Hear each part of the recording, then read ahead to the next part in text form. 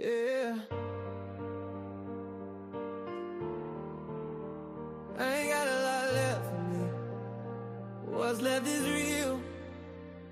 Mama taught me early how to hate a man I love. 3-hour drive to Denny's while you dragged his name in mud. Said he never wanted me, said he never tried. So I grew up thinking I was just a shame in disguise. Then I found out the truth and it shattered the script. You were mad at my heart, so you twisted that shit. You didn't really love me, you just hated that I might love him more than you, so you poisoned every night. 14 years with a ring on her hand. Thought I finally built a home, finally felt like a man. But she couldn't keep her legs closed. I was blind to the signs, and the judge took my kids like they were hers by design. Every woman that I love left me bleeding on the floor. Every forever turned into don't call me no more. So now my heart's duct tape, cracked down the seam, and I swear one more hit might just finish me. Then I heard her voice through the static, through the pain, like a southern bell ringing in a Texas rain. Got me scared as hell cause it feels so right, and I don't know if I can tell you one more goodbye.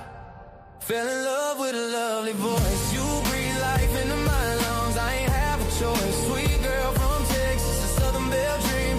Gorgeous head to toe, but I'm scared what it means. Cause I don't think that I'd survive if you ever walked away to be the end of my fight. I ain't got much left but the breath in my chest. If my fragile heart breaks again, that's it, I'm done, nothing left. So I'm gonna give you all of me. No mask, no excuse, and I damn well expect all of you. Yeah, I'm gonna give you all of me.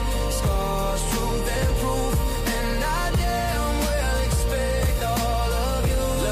Look, I've been ghosted by God, overdosed on the odds in the dark, while my mother and my ex-tag team carving up my heart. Got these court papers calling me a weekend dad at best, while another man is tucking in my blood to his bed to rest. Ever screaming a pillow till your windpipe burns. Staring in the mirror like, when did I twist, when did I turn? I was loyal to a fault, that's my blessing and my curse. Built them heaven out of hell and they still chose worse. Now I'm pacing with my trauma like it's locked and loaded. Safety off, barrel down on my hope corroded. Then you show up, soft lap Texas twang in my ear, and I'm squared up swinging at the ghost I used to fear. You say my name like it ain't changed through all this wreckage, like I'm not the one they left on the stretcher disconnected. You hear my soul just talking, no hands, no sex. Still you're more high risk than all of my exes. Cause if you're alive too, just another quiet blade, that's the last cut. After that I'm done with this game, so I'm stuck between a coffin and a leap of faith. Do I run from your love or bet what's left and stay? Should I be afraid? Should I run from your light? Say fuck it, say myself, disappear in the night.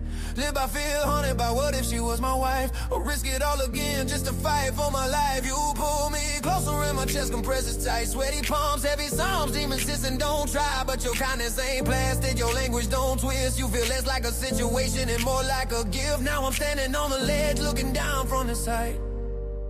Either I die from the fall or I learn how to fly. Yeah. I could padlock my heart, pitch the key in the sea, play safe, die hollow out of nightmares feast on me. Or I can say nah, after everything they shook, I won't let fear hold a pen on the end of this book. So here it is, no filter, no sugar on top. If you step into my story, then you stay till I drop. I'll give you loyalty, honesty, ride or die proof. But if I leap off this ledge, I damn well expect you to jump too. Oh, fell in love with a lovely voice. You breathe life back into my lungs, I ain't have a choice. Sweet girl from Texas, a southern belle flame. If this is real, I will never be the same. Cause I don't think that I survive if you ever walked away, that'd be the end of my fight. I ain't got much left but the breath in my chest. If my fragile heart breaks again, that's it, I'm done, nothing left. So I'm gonna give you all of me. No mask, no excuse, and I damn well expect all of you. Yeah, I'm gonna give you all of me. Scars, truth, and proof, and I damn well expect all of you. I've been shattered, I've been you, I've been torn in two. But if love's still real, I hope it sounds like Yo, you. what's going on, everybody? Bro, Yo, that track right there, man, I gotta get to you, man. Don DeMarco. Don DeMarco. Thank you. Next, I man. wrote that one back. What was it? I finished it back in November. I finalized that song, but we ain't here to talk music tonight. I mean, we get into it. But tonight it's not going to be a safe conversation. Nah, or comfortable narratives. All right. It's about reality. Listen, everything from the southern border collapsing underlies, the political cowardice, abortion issues that we have seen come up, and these conversations that we're having tonight, these are conversations that most men can't have with each other. For some reason, guys can't talk to each other and disagree, because I can tell you something right now. DL and I, we don't agree on everything. I'm not saying we disagree on a lot of things, but I'm saying there's definitely things that we do not agree on. And like you shaving, definitely don't agree on that. that. You know what? I actually agree with you on that. Okay, cool. Okay. But like I said, I blame G. I said, G, this is all your fault. I look like I'm a 12-year-old. I look like I'm 12 going on 30. This is horrible. Just, yeah. But, from anything from ideological issues or differences, or whether we think that things are being handled too firmly or too laxly, we're going to get into it on 5 topics. Now, each topic I already kind of prepared and did my research on and already have an informed opinion. And DL's here going to come in and either going to tell me where he thinks I'm wrong or he thinks we agree, and all the difference in between. Because you know what? It's not just feminism and, red pill stuff. People are polarized and they're divided. No, people are polarized and divided within their own groups of people, their own, frames of, mindset. And so I am working on trying to figure out, how do we have these conversations? How do we navigate through this stuff without causing more division within our people group, right? So we're going to get into it. We have 5 pretty hot topics. DL, are you ready to do this, my friend? You know I'm ready, man. I'm airborne, bro. We stay ready. You know what it is. But and just so you guys know, I didn't prep at all. Like Glenn sent me this stuff. I purposely didn't look at it. Like, nope, I want this to be fresh. You see it. It's just going to be, like the real reaction to it. And just a lot of you guys don't know me. A lot of you guys do, especially on Glenn's platform. But I'm DL Saint. I'm a retired air traffic controller. Once upon a time, I was in the Army as a paratrooper. I was an air traffic controller, but I was tactical. Desert Storm. He had hair back then. He had a lot more hair back then. No, I didn't. When he did that. No, I didn't. I was just as bald as I am now. I had you had to shave your head though. You had to shave it. Like, actually, I was against regs, but I did it. So I was a bad boy. I always been a bad boy. Shaving your head was actually against regulations, but I did it anyway. Just like everybody else. I went in with the shaved head. I went in with I shaved my head purposely. See, it is what it is, bro. I've always embraced this, but what Glenn's talking about is real talk, man. We talk all the time, guys, and politically, I'm in the middle. Some days I'm center left, some days I'm center right, but I'm always in the center. And I like to listen to what anyone has to say. I might not agree at all with what you have to say, but I'm going to listen to you. So I'm just one of those dudes. I'm going to listen, and a lot of times I learn. Like when I'm talking to Glenn, bro, I learn. Like, oh, okay, because I can actually get a feel for what's going on. Like, all right, bro, what are you seeing out here? Kind of like that military shit. Like, I'm going to listen to all the intel. I'm going to listen to all the intel so I can come up with the best, plan, period. So that's what we're going to do. We're going to have some talks, man. And, the more uncomfortable, the better. I'm just going to sip on my old man elixir thing here. And, we're going to see what it do. I'm going to sip on my Gatorade. Yeah, it's a 3-hour difference in time too. So yeah, I can sip on it. It's the end of the night for me, but it's still early in the evening. And I'll still be sipping on my Gatorade. All right, so let's get to the first story. I think we all have seen this in the news, right? All right, this is Minneapolis. Go lick food somewhere else. Go home, man. Go love your brother, man. What the? They tried to abduct my neighbors on Saturday morning. We all came out. We drove them off. We're driving out people every day, driving out ICE hired goons.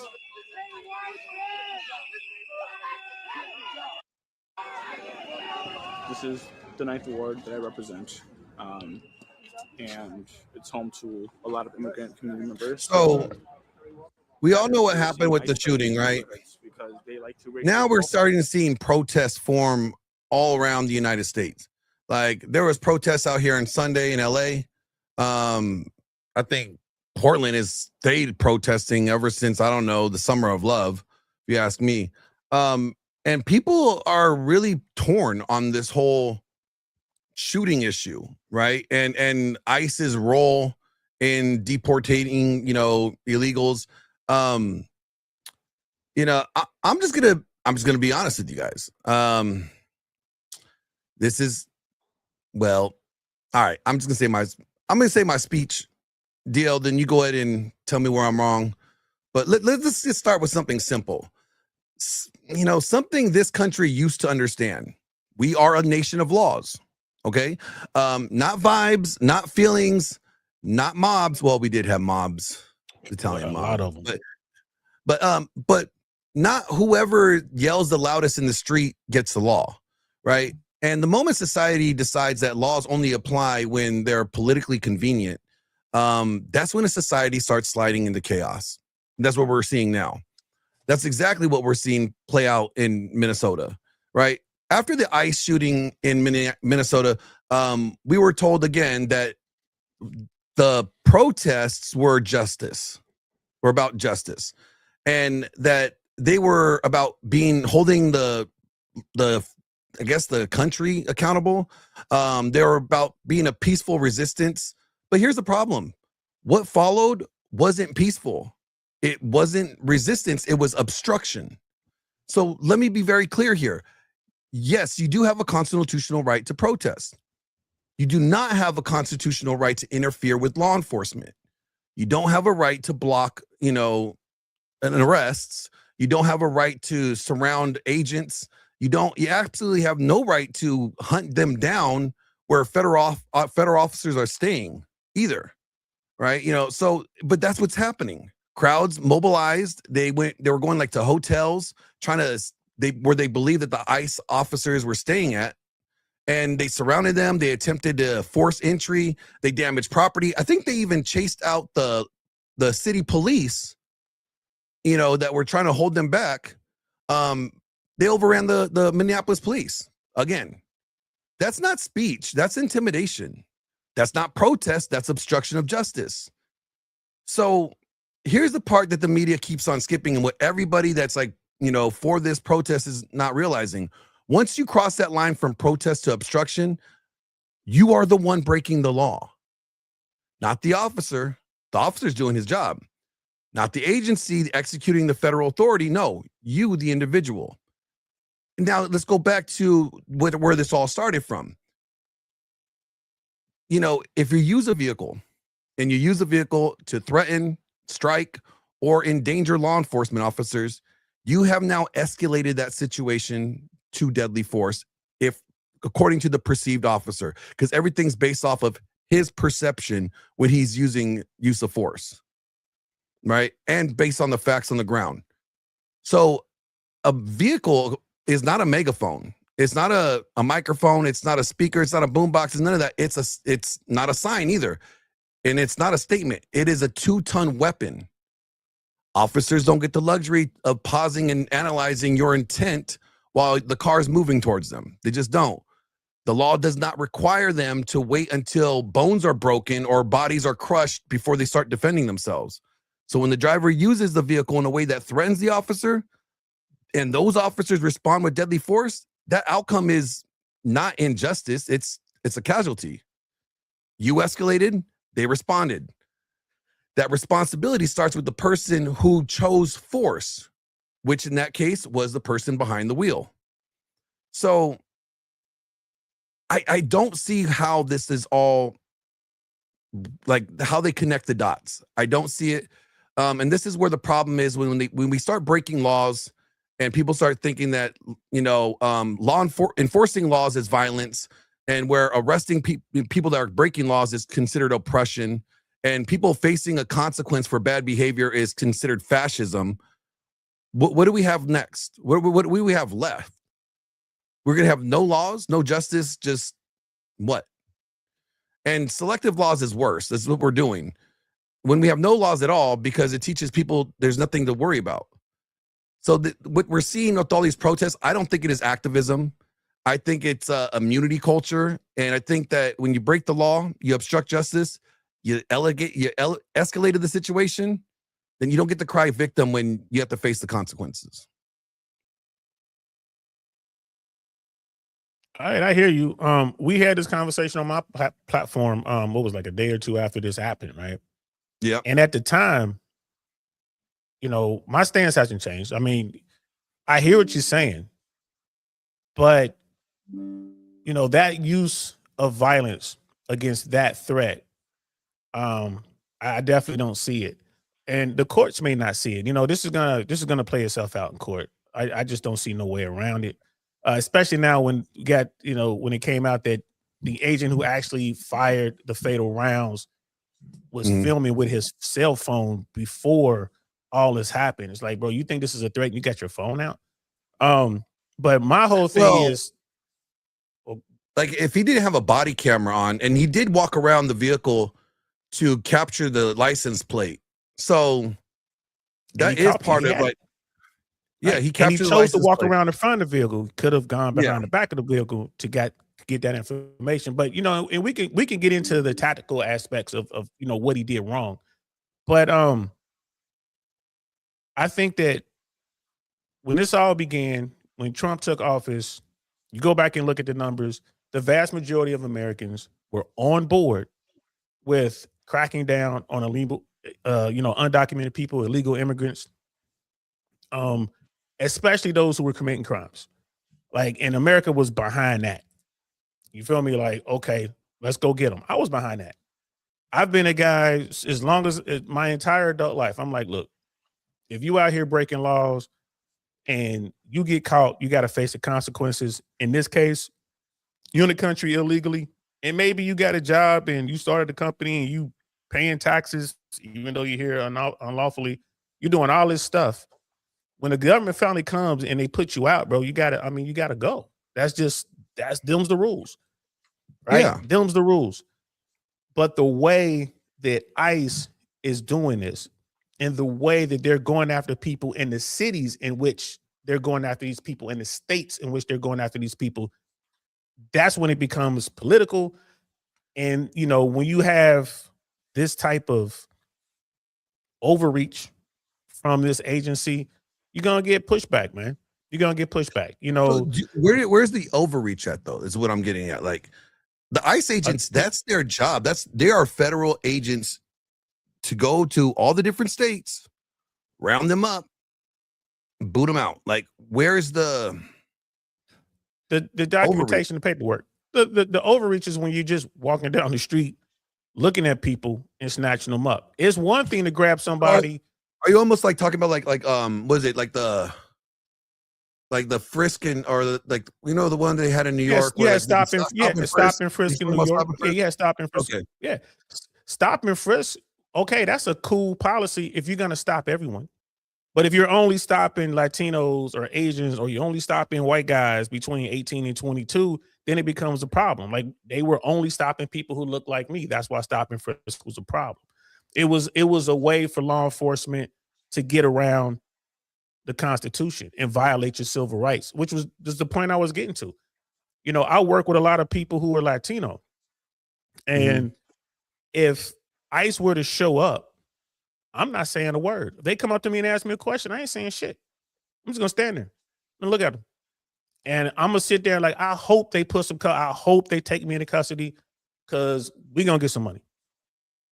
You know what I mean? We're going to get some money. You cannot come up to me and ask me shit. I ain't doing anything wrong. Well, you have the right to remain silent when it comes to incriminating yourself, right? But like, I have the right to remain. I don't have to surrender my identification just because you walked up and asked me for it. I don't have to. You got to give me a reason. Why? Or are you looking for me? What are you looking for? Do you have a warrant? What's going on here? Like, I'm not, you just coming up to me and asking me. I've dealt with this before. I've had police officers come up to me and demand ID. I'm like, yeah, like, I ain't giving you my ID. No. Which is funny. They never came to get me when I was doing dirt. Ever. Same here. Like, okay, let me tell you let me tell you something. Whatever you do, just don't give them a fake name. All right. Or somebody else's real name, because they will hit you up for that. Yeah, Right. you can't give them fake information, but once they give you a legitimate reason, like, oh, we're doing this, whatever. Okay, I'll surrender. Okay, here's my ID. But the police, they do this, they get this wrong over and over again. Now they're wearing body cameras. This goes to court. They They're lose wearing qualified body immunity. cameras selectively. Well, no, I mean, federal agents are supposed to have body cameras on. They're saying they don't have the money for it. That's like a whole nother thing. But this is more reason why you have to have body cameras. But the thing is this: simply because you're law enforcement doesn't mean you don't have to hold up the Constitution. It doesn't mean that you get to do whatever you want and not have to worry about the government coming after you. This Yeah, is but why I okay, think let's police talk about- officers let's- should be let's talk about, paid like- more. But I let's talk think about police this officers should be specific paid more, and I think situation. they should have better training. Huh? Let's talk about this specific situation in general here. Like, This particular, okay, What- let's do that. because I would say by the book, other than the fact that their behavior after the shooting, to me, is where I think they fumbled on a lot of procedure. Right. That was horrible. Like- yeah, that was Like, yeah, horrible. I think, but up to Even the prior shooting, to the and shooting, they even- fumbled on even- their procedure. even Their to the procedure is, shooting- but Well, you read it the- yourself. Their procedure is not to fire into moving vehicles. First of all, unless it's being but utilized. again, this guy, You understand? Like, unless there's it's being utilized as a there's weapon. yes, yeah, unless there's a perceived threat that the officer fears for his life or the safety of others, that vehicle is going to be utilized to harm his life or the safety of others. Remember, he didn't pull until she was already coming towards him. So at that point, and then when you actually play the video, who is it? Megyn Kelly's video, like when they play his video, like of him, you can see he goes, oh, I don't even think he was really expecting to get hit. Again, this boils down to just tactics. Him putting himself in front of that vehicle was a bad tactical choice. Again, I've never been trained in law enforcement, but I am a soldier. I'm a paratrooper. Like, that was just bad. There were other things he could have done. And we talked about this. The roads were icy, slippery. And then I didn't know at the time he had a camera in his hand, which, again, like, what do you do? If you think that this situation is going to escalate, if you believe this person is a threat, why on earth would you reach for a cell phone? You need both your hands ready. Right? I mean, what are you doing? That just blew my mind. So, and then you look into the case, like, this guy had, dealt with this situation, last summer, like 6 months ago or something like that, 7 months ago. Did they bring him back too soon? Back in June, yeah. Yeah, did they bring him back too soon? Was he ready? Was he ready for this kind of duty? What type of training did he have to go through just to be able to get back into the field like this? These are the kind of questions that are running through my mind. When you look at the shooting, you look at how he did it, where everyone was positioned. Man, I would be mad at him. If I were one of the dudes standing out there, I'd be mad at him, bro. Like, bro, you could have shot me. Like, that round could bounce off of anything, hit any of us. What are you doing? I mean, then, like you said, at that close, like, come on, like. Yeah, and it definitely would, like Brother Charles is saying, it was a fluent situation, and I get that. But once he put himself in that situation, I mean, he was kind of locked in to the outcome or some sort of outcome like this. It was, became a possibility. I don't think that this is going to go well for this particular agent. This is definitely going to wind up going to trial. And I think at a minimum, he's going to lose his position at a minimum. And I just pulled it up, right? I looked it up to see if, like, what is the procedure? Can they stand in front of a vehicle, right? Although it may be not tactically a good tactical move, right? Yes, officers can position themselves in front of or around your vehicle in many situations, whether it's lawful, and what you mean by, or depends on the context and the state. But when it comes to federal law enforcement don't have to operate within state regulations. They operate on a federal law, right?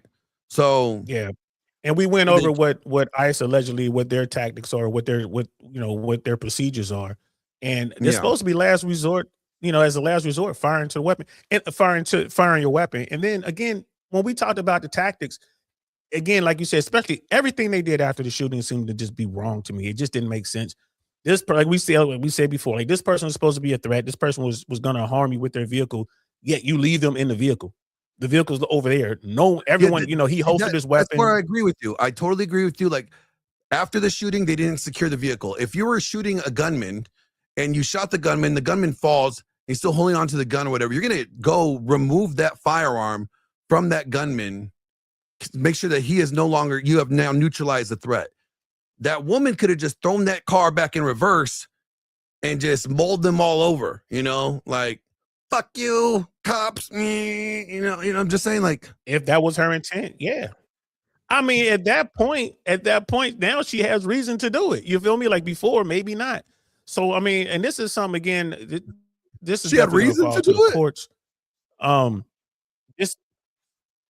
I mean, bro, in the sense that you just got fired at. So put yourself in the mindset of someone who wasn't trying to do anything, and then they get shot at. Now it's like, oh, now I got a reason to do something. I ain't gonna lie to you. What she did, I got a reason to stop this leaking. I need to stop this leaking. Okay, I'm leaking here. All right, she got shot in the face. Right, like this is mortal, bro. Like I'm taking it's kamikaze time now, man. It's bonsai, bro. I'm trying to take some of y'all with me. I mean, at that point, it's like again in that scenario, it's like depending on where they shot. Like if they got it like 50 Cent, like it was in the cheek and it went in and it took out your teeth, you might be able to survive that. Get a little bit of plastic surgery, nice little scar. You could live. You could get through it. But like if they get you like right here in the middle of your head and you're dead, you're gone. You might as well take them out with you. I mean, yeah. I mean, so, but again, like I think this boils down to tactics. This boils down to a failure to de-escalate. It's a whole bunch of issues. Don't get me wrong, guys. I understand how tough law enforcement is. I get it. Especially. But, I mean, as much as we're saying, like, I think the one thing, local law enforcement. But like, let me ask you this: this is a failure? You can say all the failures of law enforcement, and I get like the law enforcement has they're held to a higher standard because they get to carry guns, and they're the ones that are supposed to be enforcing the law. My question is though, what about the lady? I mean, the law enforcement should have done a lot of things, but that woman would have not been shot if she just obeyed the law. If she would just obeyed commands. When is it okay for us to challenge the authorities that we have, like in that regard, and expect them not to meet us at the same level of force? It's always, I'm not going to say it's acceptable, but you can expect in America that people are going to challenge authority, period. It's always going to happen. Always. No, you can challenge authorities, but with violence or like that level of display of, resistance. It didn't seem to me that she was trying to hit anybody, first of all. But even if she were, bro, like that's part of the gig, man. Like when we served, when people came to see us, bro, what did you expect when when you went over somewhere? If you go to some faraway land somewhere with us Army or us Air Force on your shirt, what do you expect? I'm expecting somebody to shoot at me, right? So now here in the States, law enforcement had made this us them thing, right? And it's a horrible thing. This woman, in my opinion, should not have been shot in the face multiple times for what she did. Technically, she only got shot in the face once, though. She only got shot in the face once. The other two, like, let's be fair. The other two bullets just landed somewhere in the car. It didn't give. I mean, I think the one shot in the face is making sure it's a closed casket. But let's be real. If somebody hits you, let me ask you this: if you were him, if you were that officer. You telling me you ain't gonna shoot her in the face? Bro, in that situation, I'm not in front of the car. So when she drives off, I got her information. We coming to see her. I'm not placing myself. Okay, regardless, you're not in front of the car. Let's just say she still hits you. She still hits you, and she still is resisting arrest. So now what? Are you not gonna? I saw that, bro. I'm not gonna fire. I just don't see myself firing in that situation under those conditions with that in the person, with just based on what I saw, what she was saying, her facial expressions, the stuff with the vehicle. I just don't see myself firing down here. Here's what do you mean? What do you mean by what she was saying though? I'm sitting in my attic. I'm sitting in my loft. Oh, But she's what just is what, talking what and is? smiling. Like his video, it's all on his video. Oh, Like, you make? oh, you get my Oh, I'm not license. mad We at got to pay you. for Like that the too. She's condescending smiling. voice, like the Yeah, that condescending attitude. very. I'm not gonna pop you in the face because you're condescending. I mean, I'm just not going to do it. I didn't see her as a threat. Now, again, I wasn't there. Right? That's a huge thing. I've been in situations before where people were trying to kill me, and trust me, bro. Like, I wouldn't do that, but I wasn't there, and he was the only person that was threatened that way. None of the other officers even drew their weapons. Well, he was the only So one none hit of them too. thought. Granted, he's the only one hit. He was the only one who stood in front of the vehicle. He's the only one who stood in front of the vehicle. So, I mean, I get you. It's just this one is the courts are going to have to sort this one out. But here's what they're going to have to. This is what they're going to have to court, even if it goes to courts. And this is why I don't understand why people are not waiting for the court system, like for things to play out, right?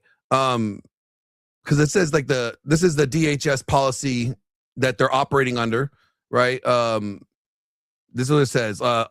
Allows only when the officer reasonably believes there is immediate threat of death or serious bodily injury to the officer or others. So technically, as soon as she's not listening and she goes drive and it hits them, if I'm the officer, I have reason to believe that there's imminent threat to my body or others. And I'm shooting. Yeah, but the court is going to look at this and they get to look at it in slow-mo. And they're going to say, was your thought at that time reasonable? Did you meet her force with a reasonable amount of force? And there's a lot of folks out there who are going to say no. And it's a shame that this mostly breaks down along political lines. It does. It's kind of weird, right, because it's just, this is where I just don't understand. Is like, what happened to the time that we lived in was like, if you break the law and you are resisting arrest and the police fuck you up, like it was like we used to think like, well, that's what you get for don't listening. Like when your dad told you to go clean your room and you told him no, and then next thing you know, you got a whooping. You learn not to tell your dad no again, right? Like there was like actions and consequences, and then if you don't like the consequences, well, you don't do the actions, right? That gets you those consequences. But now we got the timeout kids. We got the kids, the people who were like, spare the rod, spoil the child type people. They didn't believe in that sort of thing. So again, you got folks who are used to violence in varying forms of violence, and you got people who aren't. And she strikes me as the person who wasn't. Like if I'm her in that vehicle, right, and I do something like that, I'm like, bro, this is dumb. I could get shot. I ain't gonna lie to you. I gotta agree with you there. Like I could get shot, not because what I'm doing, like I'm trying to run this guy over, or whatever, but because that dude. Because a lot of people in uniform, they got itchy fingers, and they're they ain't never been around the kind of violence that I've been exposed to. So everyone is different. Like, okay, what? I mean, that's what I'm saying. I'm in situations with people. Bad. That's framing it automatically as like, that's like framing it almost like police bad. All police bad. They may have itchy fingers.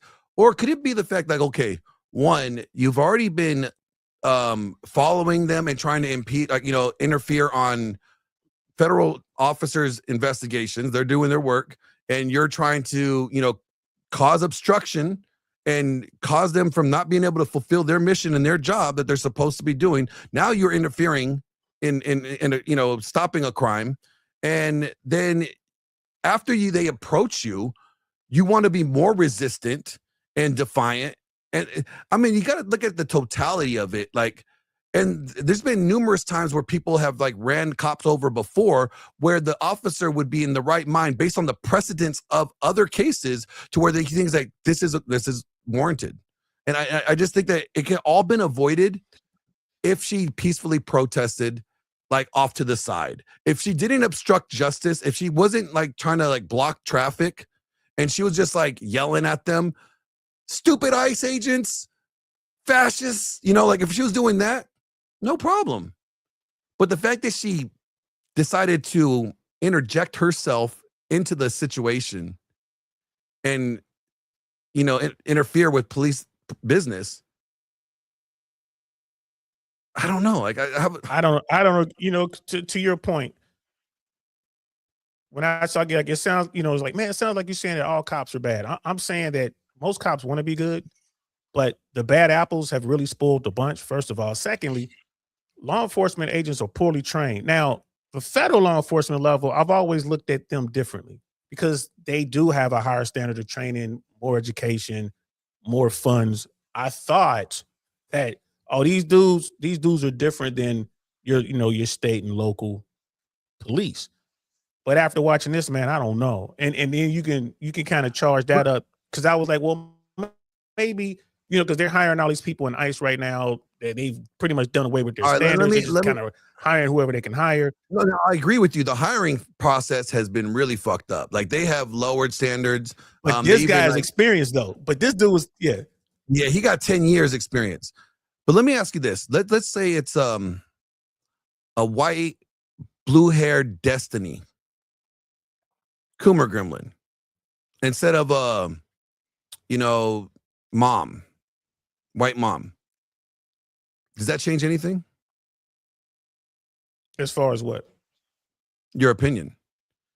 Like if it was a clean shooting, if there was a guy if it was a guy behind the wheel, right, being defiant, and obstructing justice, trying to interfere in police business, and cause a mess, and he wasn't listening to the officers, would you still have a problem with the officer shooting him? Yeah, remove the female, replace him with a guy, any kind of guy you want to replace him with. The tactics, I'm a tactics guy. Like, the tactics are still wrong. The dude should not have fired, in my opinion. I would still think it's wrong. I think that this agent is going to pay. But here's the thing: the courts are going to hash this out. But are they going to side with public opinion? Because so many people have their emotions tied up into this thing. Because what you're saying is true. If she had just parked the car and was out there with a megaphone like everybody else, the odds of this happening are, 1,000,000 to 1 probably. The guy would just have to walk up and pop her in the face for no apparent reason. What do you think about all the aftermath after the shooting? Like what do you think all the aftermath of them, the mob of people that were protesting in Minneapolis that decided to take over the streets? Law enforcement had to back off. They ran away. Like they gave up their position. And then the mob was trying to get into these hotels that they thought these ICE agents were staying. Do you think all that was warranted behavior or justified? It's expected, bro. It's expected. This is the country, like, bro, come on, man. Boston Tea Party, man. Come on, man. This is the country of civil unrest, of civil disobedience. This is the country where, why do we have the Second Amendment? We have the Second Amendment so we can stay armed against a corrupt government.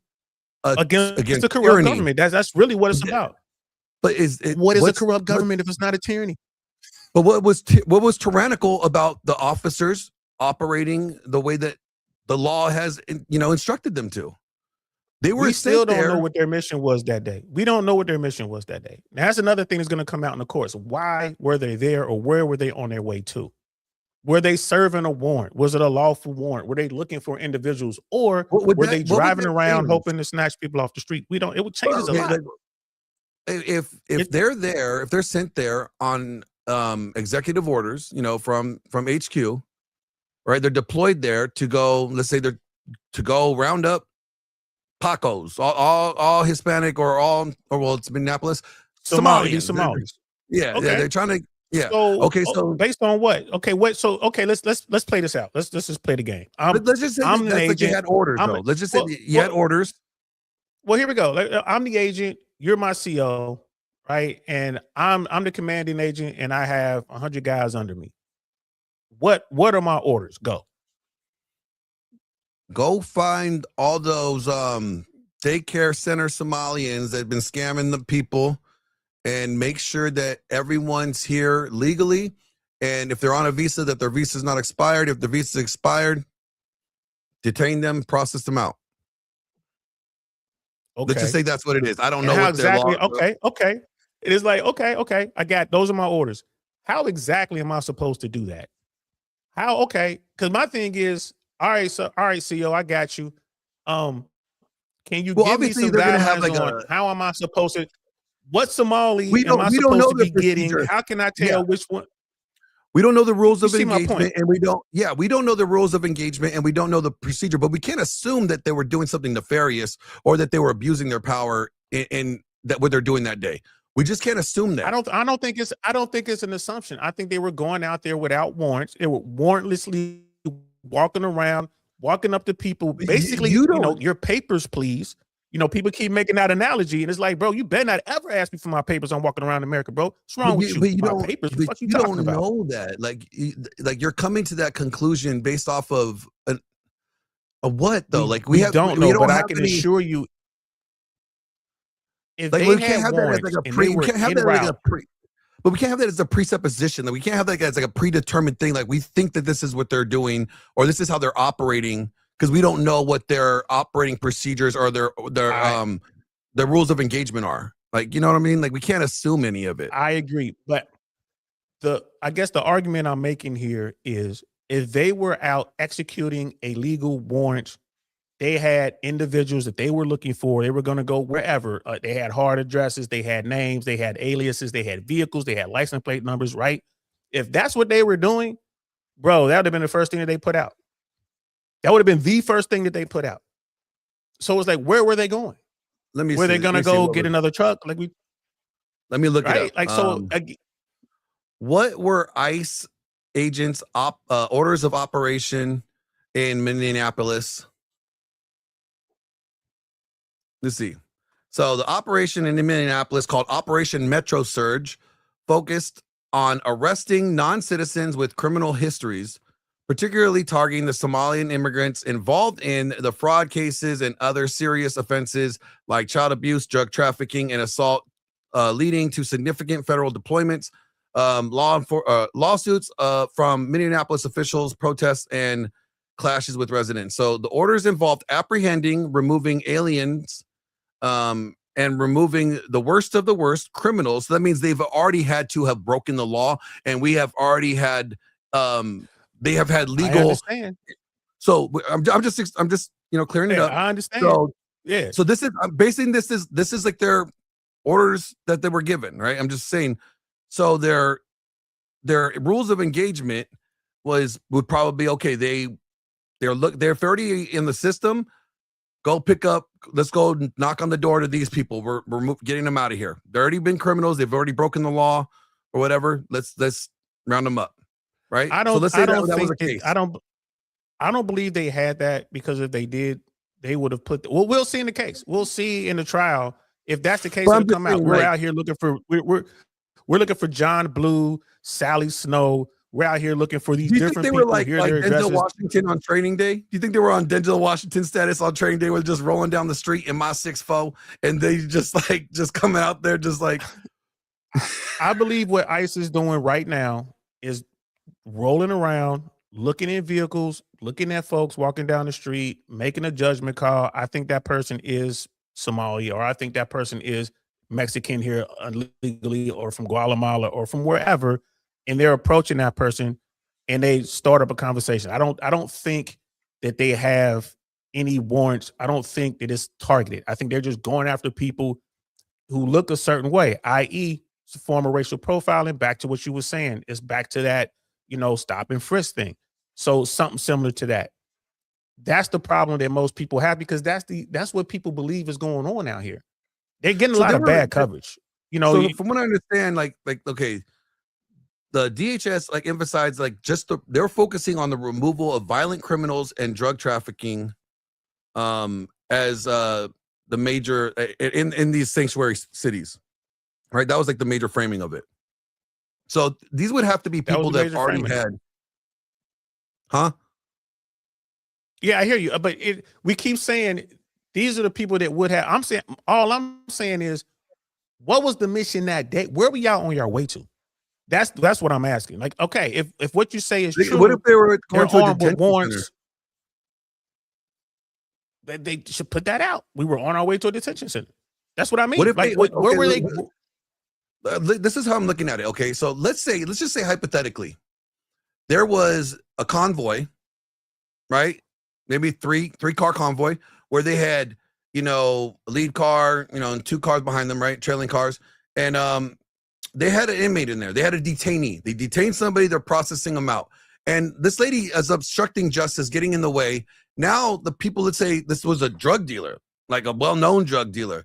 And now, like, as she's obstructing justice, and now that gives the gang time to catch up to the vehicles, and they're trying to do like a prison break thing, right? And now there's these officers are now outgunned because he got like 3 Somali vans full of, like, you know, Somalis with AKs, and now they're just like, give us our drug dealer or you die, right? Like, now what? Then we get Like, down, bro. We always outgunned. What are you talking about? If you're moving like that, then you're heavy. Exactly. You're heavy, right? If you're moving like that, you have your weapons, you have your ammunition, you have your air support, you have backup there close enough to handle this. This woman gets out here, does some carrying shit, slow us down. That's fine. It's a roadblock, right? We know how to get around a roadblock. People were moving through, but here's the thing: you push right through. How would you treat roadblocks? Like, you remember doing convoys and doing anything type of like moving in back in the overseas? We're pushing right through. You know what it's like? Like, We're shit was pushing crazy. right Yeah, you would not worry about whether or not this person is going to make it out or not. If they are trying to impede and ruin what you got going on, you're going to engage. And if that means you got to use deadly force, as long as your boys, your team, and your crew make it back, that's what mattered. This person put themselves in harm's way, right? But here's the thing, Glenn. I'm not gonna in the scenario you just put out there. I'm not gonna dismount and get in front of the Karen's vehicle. Like, she's gonna have. We're gonna roll, right? We're gonna roll right through there. Sure. But I mean, again, my point is this. My point is this. What they're doing is not targeted. They're not going out trying. Like we said before, they've gotten the people that they wanted to go get. Now it's a matter of, let's just go out here and see who we can catch. You just throwing out a net. Like, not only is that wrong and tactically unsound, it's unconstitutional. And this is why people are mad. This is why people are pissed off. You know, and it's like you just running around. I don't want to see somebody just run up on you and harass the hell out of you because. Do you think any of the protests is justified or warranted? And real quick, before I hit that, let's get this $20 super chat from Jeff, Dark Jeff. Thank you, sir. Good to see you too, my friend. Thank you for the support. You guys, you know, go over to DL's channel. If you guys are not following DL, go over to follow him. Like, okay, here's the thing. You don't have to agree with anything or everything that we say, but there's some good content on both of these channels. Like, DL does drop some knowledge. You may not agree with them on this topic, but don't worry. We have 4 more topics that you may not agree with me on. So, thank you very much. But like, do you think like the level of political outrage and the protests are warranted? Like, all the damages that have been done in these different cities of these protests, like, when is it okay to go fuck up somebody else's shit because you're mad about something somebody else did? Like, oh, this person did something bad to me, so we're gonna go protest. But now, as we protest, we're gonna go fuck up everybody else's shit. Like, and that's gonna be excused because we're doing our civil, you know, protest. Like, I mean, come on, where's that's the never line? okay. You know what I mean? And that's why we have law enforcement. The problem is it's hard to execute as law enforcement. Here's the thing about cops, man. I believe that all law enforcement, I don't care what city you in, what state, whatever, minimum pay should be $100,000 a year, right? Oh, and I the agree. federal government should be involved to subsidize. I mean, like, if you're in something like Silverton, Ohio, like Silverton is like a small city within Cincinnati. I think they're still there. I haven't been home in ages. But they have their own police force. If you're working as a cop in Silverton, Ohio, you should be making a minimum of $100,000 a year. And if Silverton can only pay you $50,000, the government should pay because subsidize the other $50,000. But the training should be intense, right? The washout rate should be high, and the police officers should know the Constitution. They should know the Bill of Rights, especially front and back, right? So, because here's the thing: when cops go out, bro, whenever cops go out, they're outnumbered and outgunned. Period. This is America, bro. There are more guns in this country than people.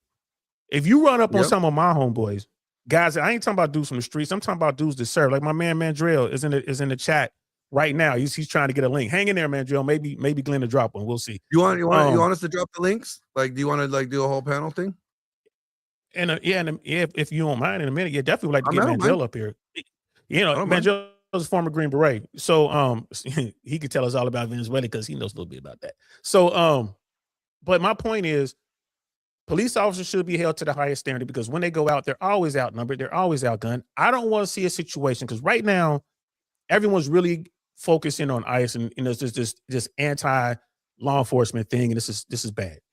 This is bad. I honestly believe we've had the anti-law enforcement thing ever since 2020, though. Like, I mean, it doesn't justify and it. And police officers have been taking rounds more than normal. It's happening all over the place. They're keeping it out of the news. I don't know why, but law enforcement is taking rounds a lot lately, and that's not cool, bro. That's not cool. Well, I mean, and like I it's said, not cool. But then, what does that mean? Is that because the people that are shooting at law enforcement are choosing to not obey law enforcement?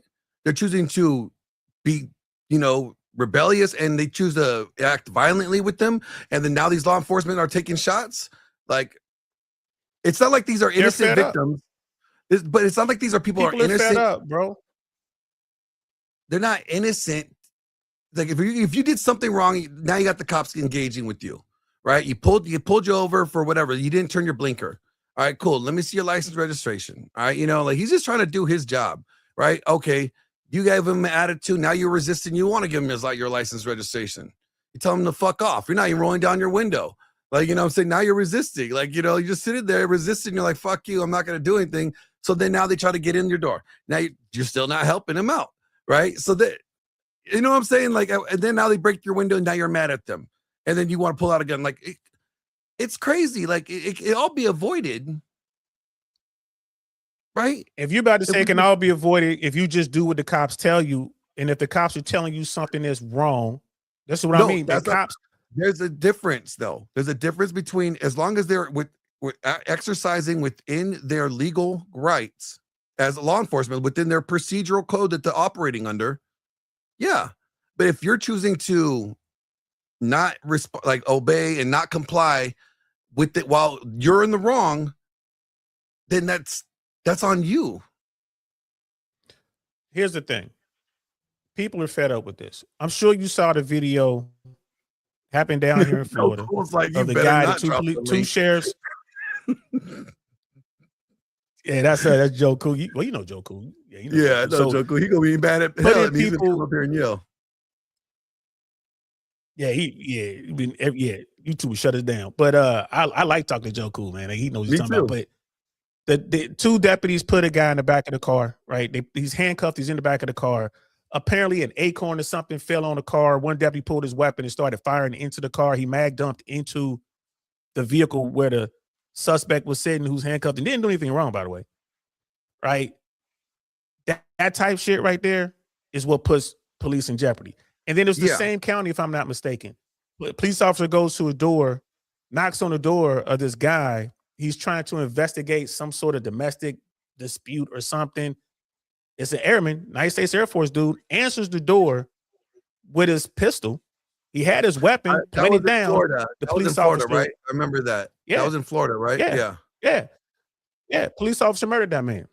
So, and I remember. I think I talked to you about that before, and I said, that officer was wrong. That officer was way wrong for doing what he did. Like, there's no disputing. Right now, I have no problem calling out, law enforcement when they do something wrong. But, a lot of this stuff this is where we are here. Did this guy do something wrong? But like, even this guy, did he do something wrong? I think the short answer. What we don't know, like you said, and we agree. The second half, they were all wrong, right? With not going but render we aid. We do know that she was in the wrong from the beginning. We know that she was in the wrong. But again, there's a higher standard for law enforcement. It's a tough gig, bro. It's a tough gig. Even when you wore the uniform, you can't just go out there and start busting people and think someone ain't gonna come and ask you questions like, what were the rules of engagement? You know what I'm saying? They're gonna bring your face. I get that, but I'm saying she was in the wrong from the jump. We know that she was in the wrong, and just like to put this all on the officer, like, let's give it a percentage. I say the officer is 70 about maybe 70% responsible, 70-30. You're saying she's 70-30. 30%. She's only 30% in the wrong. He's 70. Yes, and the reason I say that is because this is what cops deal So with. Bro. you could break. This is what you they could deal with. commit This is all I'm saying. This was just because that's what they deal with doesn't mean that you get to break the law that makes you less responsible for the outcome. Like I would say, like if anything, I would say 70-30, but I would flip it. Like I would say that at the end of the day, yes, he has 30% responsibility because he took the shot. But you know what? More than half of all this problem could have been avoided if she never even engaged in it to begin with. If she had run him over, that I'm going to break the law today. If she had run him over, you know, after he fired the shots, because you know the vehicle took off. So she was really trying to get him. He would have been run over after he fired those shots, right? Like if he was truly the target, that's how I see it. But okay, that's how I see it. If he was truly the target, and if that were the case, he fired, he got her, he hit her. Again, like the whole incident could never have happened if she chose that today we're going to go break the law, honey. If no one was going to break the law, we wouldn't need cops, Glenn. I know, but I'm just saying she could avoid. She could have avoided getting shot if she never decided to obstruct justice. She never decided to block traffic and cause that issue. It all could have been avoided. I hear you. So that's why I have to give her the majority. That's why I have to give her the majority of the consequence or the responsibility, because it was her initial action that ultimately led to his action. Yep. I mean, it's like I said, it's fault on both sides. Just like Casual Journal was saying, again, a Marine. Bro, I get it, but as the law enforcement official, man, being a cop is some dangerous shit. This guy knew it. He got drugged 300 feet or whatever just a month prior. He knows how dangerous the shit is. I can't give him a pass for busting somebody in the face. And then, you know, people are like, man, he's such a good shot. He was able, bro, he was right there. Nobody had their firearm out until he shot her. Let's get that clear though. Like there's difference. But nobody had his their point. firearm I get his point. I get his point. And I'm not trying to put words in Brother Casual's mouth, but here's the thing. You know cops are armed, bro. The gun is right there. It doesn't have to be brandished. It's right there. Right? It's right. It ain't like this thing right here where it's on the stand. Just because they're cops, they have guns, but they were all holstered. Like he didn't pull the gun out until she started moving forward. And you hear it from his his cameras. Oh, then you hear the blah blah. You know what I'm saying? Like, man, we're just gonna have to wait and see what happens, man. Because I'm not with you on this one, brother. From Dark, I got you. Again, he says, Even when you aren't in the wrong, when you play it respectful, most of them are pretty cool. Most of them are just doing their job. Bad cops get reported. Bad cops don't get reported enough, in my opinion, though. But all right, so they do get reported a lot. It's just the paperwork goes away. Now you got body cameras, so you can back it up. But the paperwork goes away. They get reported all the time, bro. Let me tell you a story real quick, bro. I think you will tell me that story. I'm gonna switch cameras real quick, or just because my camera is like doing something weird. Keep going. All right, guys, I got a story for y'all. Everybody sit down, please. It's story time. Story time. All right, you ready, boys and girls? Dora, sit down, pay attention. Cody is Kings in the building. Leave them girls alone, Cody. Listen, I'm in high school. I'm a senior in high school. I'm on the metro bus, like the city bus that takes us to school. I get off the bus. I'm with a friend of mine, Tawana Greer. Known Tawana since 5th grade. We're seniors now. We get off the bus, and there's a crosswalk to my left. There's a crosswalk maybe a quarter of a block to my right. We're like between the two. Traffic is stopped, so we jaywalk. Right? We jaywalk. And it's a 4-lane road. It's a main road, Reading Road, Cincinnati, Ohio. We jaywalking. I notice out the corner of my eye a police officer in his car accelerating to the light, to the traffic signal, turns on his lights on a car, does a U-turn, is now coming back towards Tawana and I. So we're walking. I grab her. I start walking a little faster. Then I start running because the police officer turns into the driveway. There's this huge horseshoe driveway at our high school. I grab her and start running. Was she hot?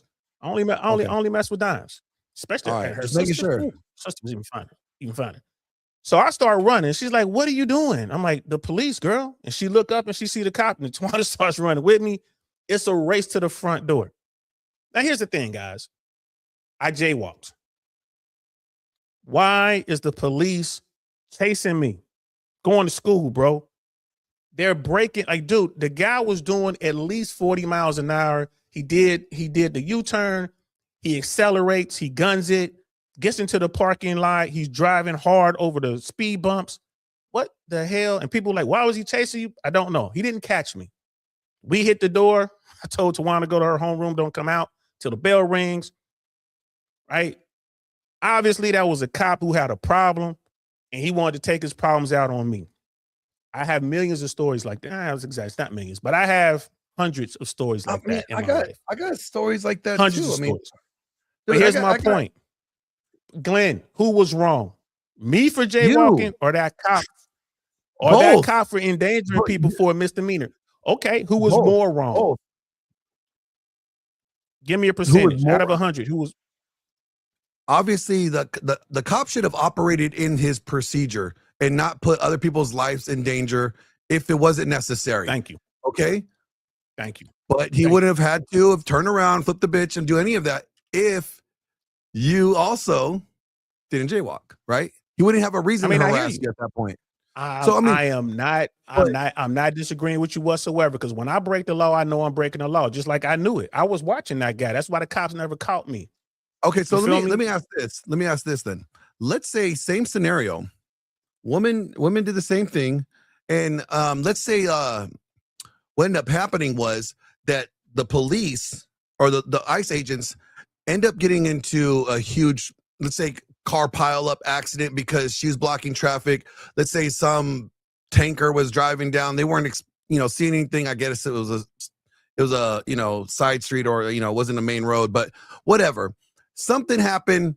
All the cops died because she blocked traffic. They swerved over, hit a patch of black ice. They all spinning. One hit the other one, and then they all just combusted and died. Right? What now? Like, should she face multiple life sentences, or should she just be a slap on the wrist misdemeanor? Bro, some woman she should face multiple life sentences if something like what you're saying happens. It just happened, I think, in Georgia. Some woman got 5 life sentences, something to do with a fire truck or something went wrong. Like, I think she caused an accident or something like that, and she got 5 consecutive life sentences for it. Bro, I'm with you 100%. My point is this, because we were talking about bad cops and all that. Yeah. I believe that the majority of law enforcement officials are good. I think the minority are bad. In my experience, most of the police officers are engaged. I mean, I'm saying most. I'm going to say 45% of the time I was dealing with those bad cops. Right? I was dealing with those bad cops, bro. Now, here's the thing. I've been on the side of both things. Like, because being in corrections, I've been on side of law enforcement, and I've also been on the side of being, juvenile delinquent and getting in trouble. And there were times, I remember when my son was born, they literally pulled me over because they know I was known for selling weed, and they pulled me over, no reason. I used my turn signals. I stayed within the speed limit. My registration was updated too, and my insurance was up to date. Okay, so my light wasn't even out either. Like, so they pulled me over, literally a week old in the back seat, and they searched the whole vehicle, and it's raining. Right? You have a record or something like that? Because that's not even legal. No, that's not even legal. I have never been to jail, never been to prison, never been arrested, none of that. Well, detained, but never been charged. Right? Well, except when I was in the military. That's a different story. But you know what I'm saying? Like, I was gonna say in this country. I was gonna say well, there was that one time. No, I'm kidding. Like they just they knew of me. They just I've never been busted for it. I've never been caught. Like every time the cops would, see me at a party or something, pat me down, whatever, I wasn't holding anything. Like I was smart enough to know, like, there's a certain way of doing things that you don't get caught. You know what I'm saying? So, but they knew who it was, bro. But they knew I was the one that did it. So I could tell you the same thing. Yeah, that cop was in the wrong. He should not have done any of that. He had me and my young infant son, a week old, out in the rain. Okay. And they were going through his diaper bag and shit and fucked up. Real fucked up. I get it.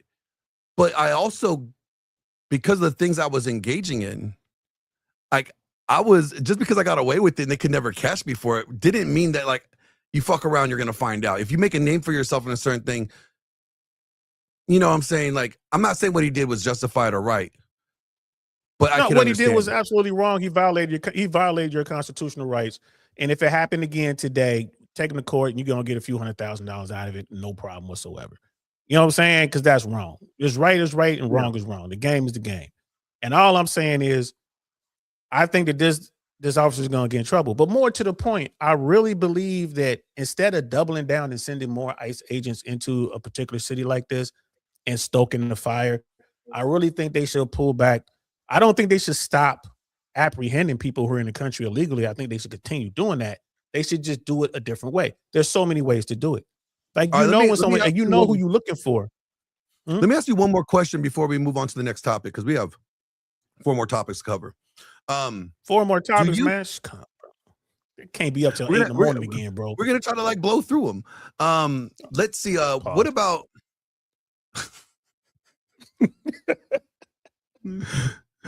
Oh man, yeah, that was bad. I need to. Where's my sound drop? That's what you get for shaving your face, bro. To shut the fuck up. I just need to shut the fuck up. That's what happens when you shave your face, son. You lose all your wisdom. What do you think about the state politicians and their protests to like them, like the law enforcement, even ICE coming in involved anyways? Like, because the state, so like the state mayor or the governor and stuff, they're like, we don't want this. This is a sanctuary city. These people are welcome here. I don't give a fuck what you think. Like, it's a federal law. Your state is within our federation, right? And this law supersedes your state, your opinion, right? Like, do you think like this the state representatives like kind of fan the flames too by pushing their rhetoric to cause more protests, to cause people to resist, to kind of like maybe like, do you think like, if anything, I could see like maybe like the state politicians that were so vocal against the ICE doing their job could be held responsible for the rhetoric that they give and that they were pushing that may have influenced that woman to do what she did?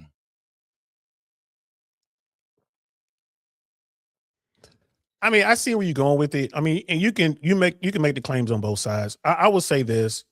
I would say that if the feds come with a warrant signed by a judge for the arrest of whoever, and the state blocks that, that's obstruction. And those people should be brought up on federal charges. And again, that's not what's happening here. I don't see, even California, if the feds show up with a warrant for the arrest of Glenn Lawrence for shaving his face, you know what I'm saying, and whatever else. It should be a crime. It totally should be a crime. I agree with you. I should be serving at least 3 to 5 for it. But we did see that. We saw them dropping like Molotov cocktails on cop cars. So when federal agents but here's my point. The state government will say, yes, go get that person. You have a warrant. That's all I'm saying. And if I'm wrong, someone can show me where I'm wrong. Even the sanctuary cities and sanctuary states, if you come in with a warrant for the arrest of someone, they're going to let you do that. They're going to comply with that warrant. What they don't like is the free for all that they're seeing now. That's my take on all this. I I'm telling you, bro, they don't have these I warrants. That's why. I think you got to look into it because like I know there was cases in California a couple years back where this guy had like he'd been deported 3 separate times, and this thing goes up in San Francisco. He ended up stabbing some chick, you know, and robbing her, and she died. Right? She just trying to walk home and stuff, and like that over there by the Bay Bridge in the park. Yeah, and the thing is like. The state government knew he was there. They knew where he resided, like, but because they're a sanctuary city, they were not like assisting ICE or any of the federal law enforcement officers that were trying to do their job. ICE, but in that situation, ICE didn't, to my knowledge, ICE didn't show up with a warrant for that guy's arrest. There's a difference. No, you're right. But yes, what ICE would ask though is like, hey, give us any information on any known undocumented criminal illegals that you have in your city so we could go round them up. And what they were doing was like, yeah, we can't help you with that. We're a you don't have a warrant. Give us a warrant. We'll take you to those people. And I'm not agreeing. I think that's bullshit. I don't think the state should be able to do that. And I really do believe that any state or city that does that federal funding should be pulled from that city, that state, whatever. I'm talking about removing school funding, all of it. Oh, but here's the thing though. Again, the way that they're doing it is the problem. Come in with the paperwork, the state and the local entities are going to support.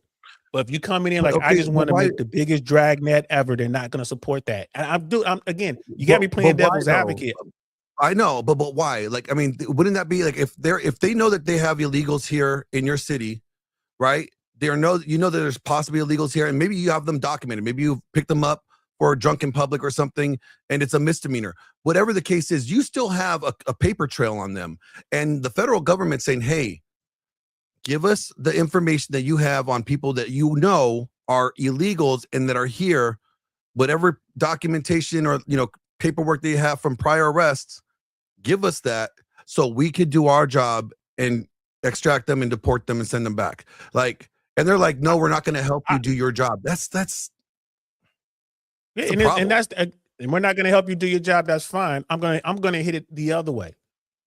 I know who they are because they've been locked up. I have your records, right? Because the state has to submit the records who they locked up because they're getting federal funding. I know his name. I know his national address. Here's the warrant. I need this guy. Okay, he's over here by the Bay Bridge. He hangs out by this dumpster over here. Cool. You just got to attack it a different way. And I hear you. It's fucked up. It's hard, right? It's hard. Yeah, it's hard. Right? Even though you're in the country illegally, they still fall under the protections of the Constitution. So we still got to follow our rules. Well, see, that is what's supposed to make us different than everyone else. Yes, they were right. We have a constitution and we do have laws and we have rules of engagement, right? And a state law does not supersede a federal law, is what I'm getting at. But we got Joe Cool in the building. Here we go. We'll bring up Joe, and then we got to get to these other topics. If Mandrell hit you up, that's my man. Mandrell, if he hits you up, if he's still watching, I know that's who asked her to drop the link. Yeah, the link's been dropped. I'm sorry, I had just popped back over here. I've been surfing and shit. I saw the link open. That was with somebody else. I didn't know that, man. I can hop my goof ass back there. No, that's for you, bro. It's for everybody. Like, okay. Because we still got 4 more topics to go through. So we got to make this Mandrell 211. I was still on the cop shit. That's my guy. So what?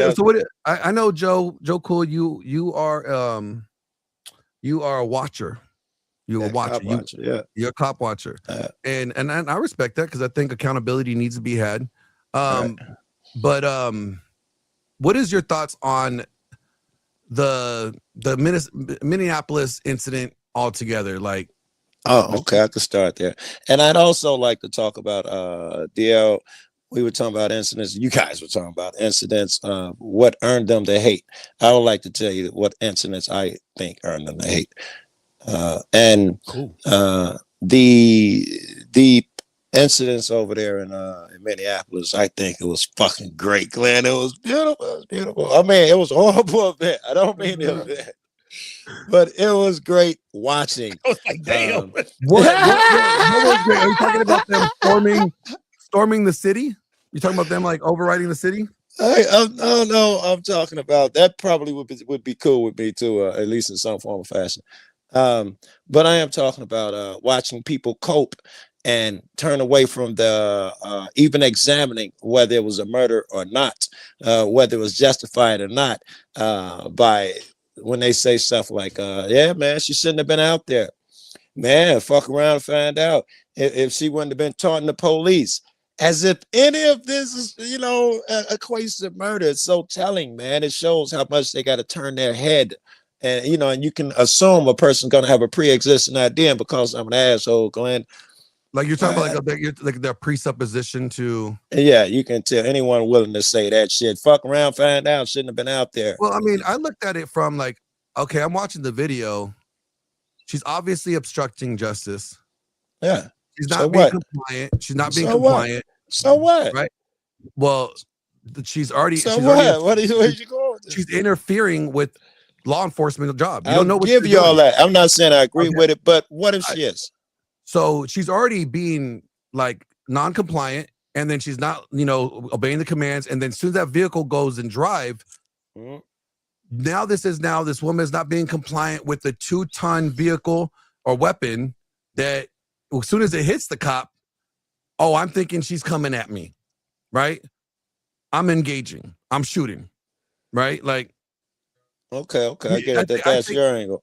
I think I could see. No, I'm saying I could generally see why somebody would shoot at her in that instance. Okay, let's see if you're reasonable. Then you could also, if you can put yourself in the cop's shoes, see why he would shoot at her. You could put yourself in her shoes and see why she would try to run. Yeah. Oh yeah, because I don't want to get in trouble. Yeah. Well, I mean, with the cop running up to the gun, could you see that she might be afraid? The cops trying to snatch her out of the car, armed cops, all that bullshit. Yeah, I could see that.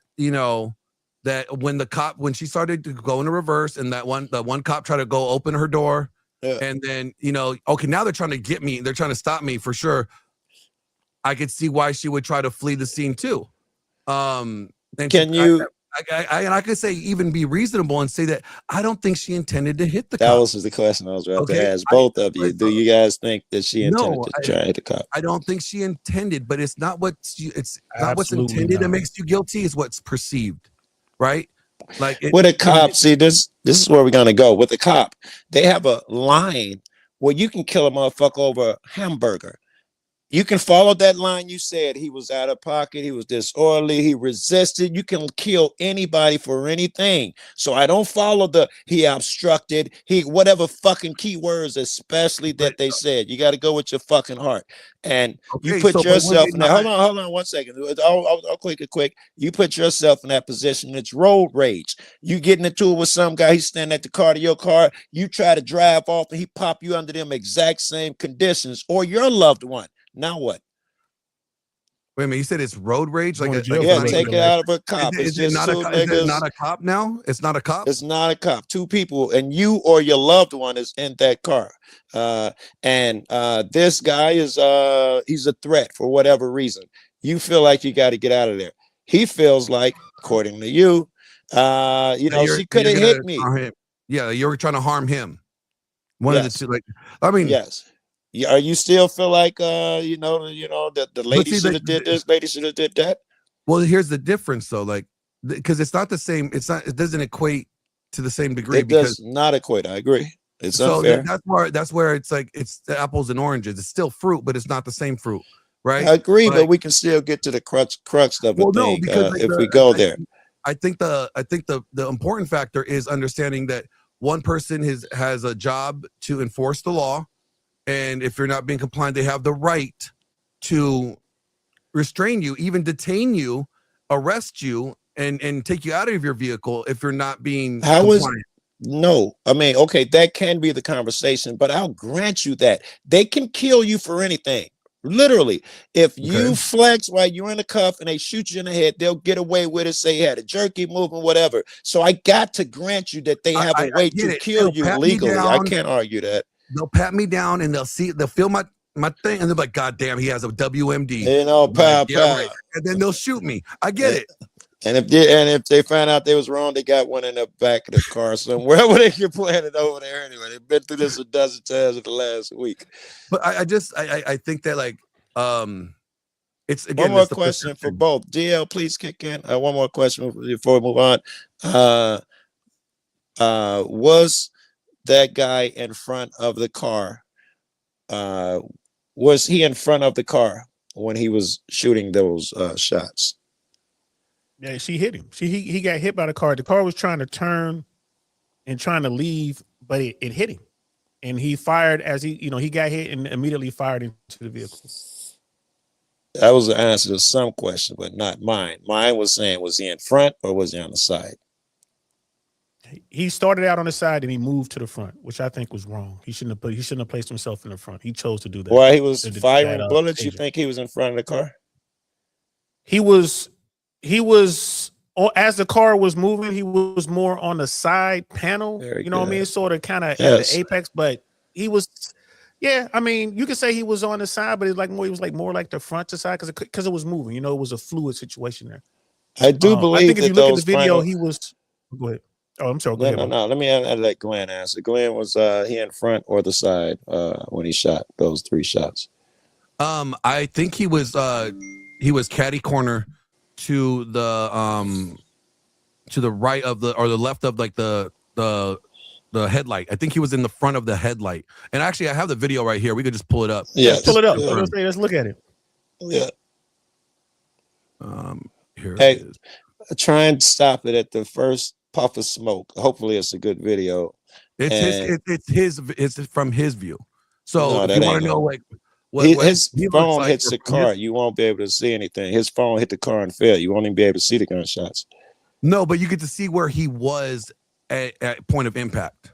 I don't Is what think I'm you getting can. He had the phone in his hand, and his hand hit the car. How can you tell his let's just look at it distance? real Renee quick. Good can be Okay, heard telling yes, let's ICE look at it, agent but Jonathan Ross that she has I no thought we were issues looking for with him shots. as he walks around her car, stopped in the street. ICE says Good and her wife It'll be the same plate when you come talk to us later. were closely following an operation. Ross has no body cam. He's using his cell phone here. Good's wife says this Go get yourself some lunch, big boy. before another agent yells for Good to get out of the car. Her wife then yells at her to go. Out of the car. Ross is now in front of the car as Good reverses, then drives forward. Gunfire is heard. Good's car then So he crashes looks like he into was 2 on the others that side are of the vehicle when he actually fired. It was, and if you zoom in and break it down and all that, now you'll see in the front of puff the of car smoke. as Good reverses, then drives. He was not even on the front of the car on the first. You can see his feet behind the other Oh, officer. okay, hold on, right here. If you're looking where he's at, he's Yeah. right at the headlight. Like I said, You he's see in a the puff front. of smoke yet? No, I'm saying he's in the front Yeah. of the headlight. He already drew his weapon at this point.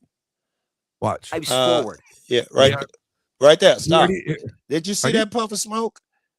yeah. Why would he shoot her? He was nowhere near the car when he just took No, that no, first no. shot. Well, you got to remember, what we see is going to be behind what this lights or sound. I is hear fast you, as- and- No, no, Glenn- no. We can see exactly when Right it there. occurs Oh, with he's the put- puff of Look at smoke. right here. He drew his weapon. Pause it He when you drew see it. the puff. So look at hold on. You go back. No, no, you're Hey, right. Glenn, I You can think see him drawing a weapon. Joe's right. Versus then drive. Just looking His at gun, this. that's his gun. That's his gun right there. Where my I agree. all right. So where my Yes. mouth is, that's the gun. We want the He's first forward. shot. Impact. He got Stop. hit first before the impact. No, I'm not arguing that. There's a puff of smoke. Can you see his feet through the other guy's Right there. legs? Yeah, He's nowhere Yeah, you near can the see car. both of them. because she already got Clearly on the hit. side of the vehicle after he'd been hit. Yeah, but He got- The next Yeah, two but- shots went through Glenn, the open but Glenn- window. That's how on the side he is. The next two shots are on the open window. He's no longer in danger. Yeah, This right. is some Hey, Glenn, bullshit. Joe Now, I Cool, don't agree Joe that- Cool has a really good point, and this is Let going to it come out in fire court. by the This is why I third think shot. in He's trouble. 5 feet away I'm from the not car by even- the third shot.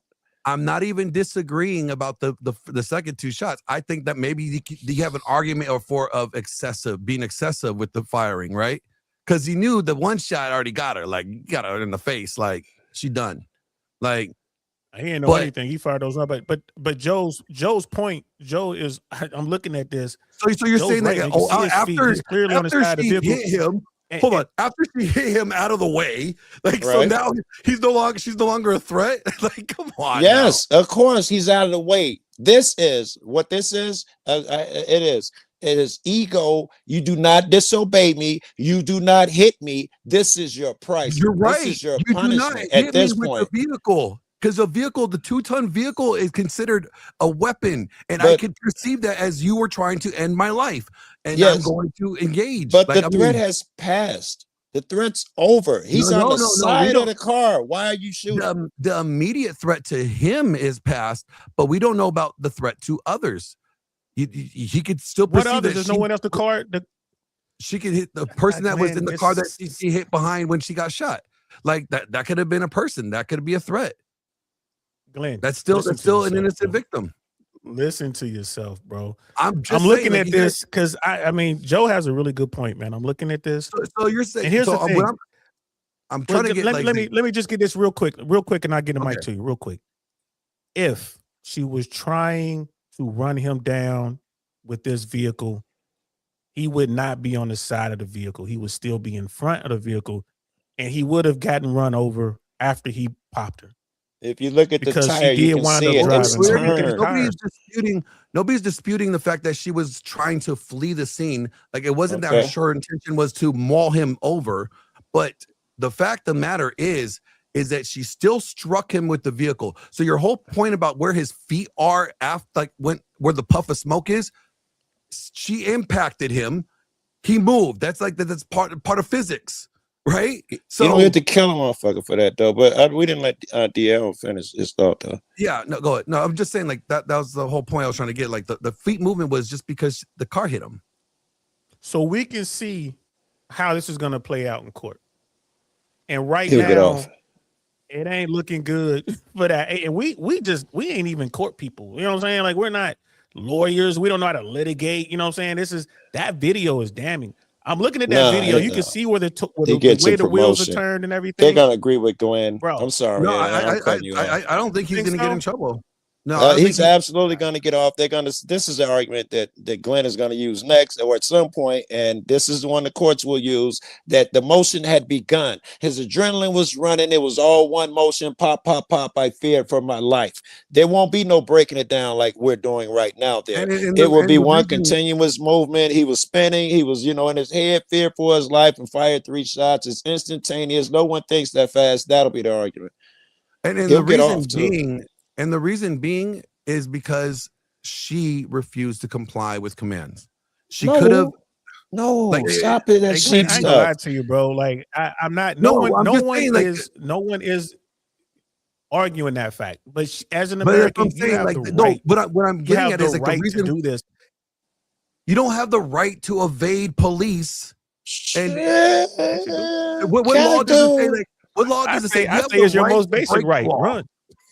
What's the right? What law You does have the right says you to have the break law. right to break the law? Here, if we're gonna do law, Glenn, if a police walks up to me on the street and tells me, pulls a gun up in my face and tells me, get on the fucking ground, I can take off running legally, like different. she just did. Because you're not doing it. No. Here's the difference. If you were the way you're framing it is like if you were doing nothing wrong, which you were in your scenario. No. you were doing Make nothing me in the wrong. wrong. Put me in. Okay, wait. What was she doing She's wrong? obviously in the wrong. She's obstructing. What she did that on purpose to stop the police from, or the ICE officers from being able to go do what they needed to do. So what must the law do? What must the police do now if she is breaking the engage law? with I'll her. grant you that. What must they Engage- do by law? Engage with her, get her to And move tell her her what? vehicle, and get her to move her vehicle. Get her out of the vehicle because you know that she's doing it. She's honking the horn. She's trying to draw attention. She's trying to get Right. people to like come. To come. They with have, her. before they can lay hands on you, they have to say one of two things: you're being detained or you're under arrest. They said neither. Yes, and when You can we don't run know- if they say we actually- sit we don't- down, we- come over here. You can run. It's No, legal. The officer that was trying to open the door Yeah, was telling her to turn off the vehicle. she then- don't have to. You can't tell me to turn off my vehicle. She's already unless you tell breaking the me I- law.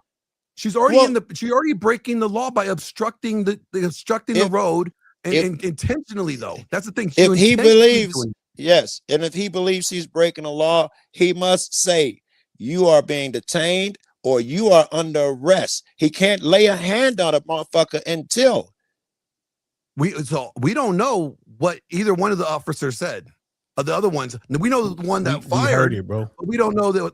What did we heard the other officer? We heard officers give command. Dude we heard her said- wife. dude was that's drive. the other guy. The other guy was cursing. The other guy was cursing. In the other The one guy videos, that- the guy the that other shot guy, her the was one cursing, officer, right? the one who that was another dude was cursing too. He was saying another one was saying get out the effing vehicle or whatever. He was cursing, but he Okay, he so didn't then- say you're under arrest. or We you're could we detained. listened to it over and over. We couldn't find them saying it. We listened loud as we could. We couldn't find them saying you're detained or you're under arrest. But we don't know. We don't know if They they didn't did say try it. to say that. The Of audio course, was in bad. court, someone will say, "We'll have your argument." Yes, I told it 3 times. It didn't pick up on any of the cameras. You know, Sure. I mean, Oh, but no, I mean, but like I said, we're definitely not going to agree on this. We agree on the second half though, and that's another thing too. People don't realize. Yeah. that. Yes. Glenn and I are 100% compliance on the second oh, half. They the should have second rendered half aid. of the, They should have Yep. secured the scene. It was a crime scene. They didn't do that. They shouldn't Yes. have let that they moved that special evidence agent leave. around. well, they They should have moved- like yeah, made sure the they- vehicle was no longer like the vehicle was no longer going to be a weapon. Like, okay, Right. like Right, that's if there was a securing the scene, gunman, if there was a gunman and you thought the gunman was going to shoot you and you shot the gunman and I fall down and I still have my gun, you're going to go kick the gun out of my hand to make sure Right. that At you're gonna least you're gonna sure, go. Yeah. neutralize it. Yeah, you're going to make sure I'm no longer a threat. Or like unless And I'm then dead. you could let the doctor. Why not let that doctor in? Who was there? What was Well, that okay, about? I get that part because just because somebody says I'm a doctor doesn't mean they're a doctor. Bro, they got Okay. credentials, man. It Just takes like 2 me, like if seconds you for ask me, someone's life on the line. all, It I'm take 2 saying, seconds. all I'm saying is like I didn't see the doctor say, "Here's my credentials." You But know, you've like, seen they didn't doctors a ask. billion times run up and say, "I'm a doctor," and they let them work on them, or "I'm a nurse," and they let them I've work seen that on in them. I've movies. seen it. Oh no, I've seen it in I've movies. seen it in real I've never life. seen it all in the real life. time. Yeah, all the time. see it all the That time in shit real really happens. All But, right, but here's well, we the gotta thing: if move you're on. questioning this guy, yeah, we got to move on. But this is my last word on that. The guy says, "I'm a doctor. I know that this person is suffering from a gunshot wound. I mean, if I'm worried about, like, hey, can you show me your credentials? As an air traffic controller, I carry credentials. So Yeah. if I can say, hey, I'm an air traffic controller, I can show you I'm an air traffic controller. Even though you don't need a concealed carry license anymore in the state of Florida, I still have mine. So, you know what I mean? If you came and questioned me with carrying one of my weapons, I have a concealed carry. You permit. could have questioned So, him. the guy with Yeah, a I back- work for so and so university. I work at this and that hospital. You can call this number, but we got to facilitate this if there's any chance of doing it. If their intention is to help, they're looking for ways to facilitate it, not to keep it. Dude was like, "No, we got our own." He's like, "Where are they? They're not here." Yeah, they're on the way. They were lousy, bro. And listen, I'm going to go further. We're done, but I'm going to tell you that they've got a big piece of evil living inside of them, Glenn. And you, as a Christian man, me and you should rap about that shit sometime. How evil seeps into the heart of the authority. Oh, Anyone yeah, who wants to control you is probably a agree. bad guy. I think that anybody that wants to have control over anybody Yeah, is a form of like a evil. demon. Yeah, in the way I Like, 'cause speak too. think, I call like, it demons and I evil think too. there's a difference between like the context has to be different. Like, okay, as a parent, you have control over your child. You're not going to want your child to do something that it's going to Agreed. jeopardize I their life. understand that. So there's a context, right? But I But think we're that talking about basically adults then. Adults. I think like people that try to impose their will on you, whether manipulatively or try to use yes. physically. I think that's a little bad spirit that they let take up residence. And I think that authoritative positions attract those who have built up a big part of those spirits. So they must be really looked after because the aggressive guy or whatever is going to be attracted to that position anyway. I could see that to a degree. I don't think it's necessary. I think it can become evil, but it also could be done like and you may go into those careers as like as a form of safety. Like you want to Just like you have just loved like ones the military or something. I can honor exactly. that when some motherfuckers say I'm gonna go fight for my country. I think what happens is like over time you see enough like shit that go down to where you just get jaded. You know, you get a tainted lens and you just you end There's up a just guy operating wrote a the way book just to try to make it home. To say that you're right. There's a guy who wrote a book, a Chicago cop in a black neighborhood, and he tried to sue the department. He wrote a book saying that you can't put a motherfucker in that neighborhood 4 years and have him not be a racist. That was his contention of the book, and he sued for it. That really that you cannot put a motherfucker in this position for X amount of years and they not become a racist. You get an idea how fucking twisted some of the psychology involved in this shit is going to turn out to be. So we got to move on. So Yes. Yeah, Joe, I'll leave you're it. more welcome to stay with for the next topic. Yeah, but What's how the many more next videos we topic? got, bro? It's already midnight. I know. We spent like an hour and a half on one fucking- topic. We should. All right, but here you go. We'll try to get through as many as we We can. lost you, Glenn. I'm here. Can you hear me? I can hear Joe, you. can you hear me? I can hear you. Yeah. You Oh, get shit, we I got you can't now. hear Yeah, I you. think you got so many Nah, I hear you. videos loaded up. It's got you glitching and shit. Oh, okay, I'll try to get through the. I'm deleting them as we go through. We're good now. So, let's not pretending. I make this is a complicated issue, all right? The United States was founded on one core premise: human beings have unalienable rights, and the first right listed is not liberty, and it's not happiness. It is life. Life comes first, because without life, well, nothing exists. So the second we legalize abortion, we have already violated the founding principle that this court or this country is established on. Game over, right? Not necessarily.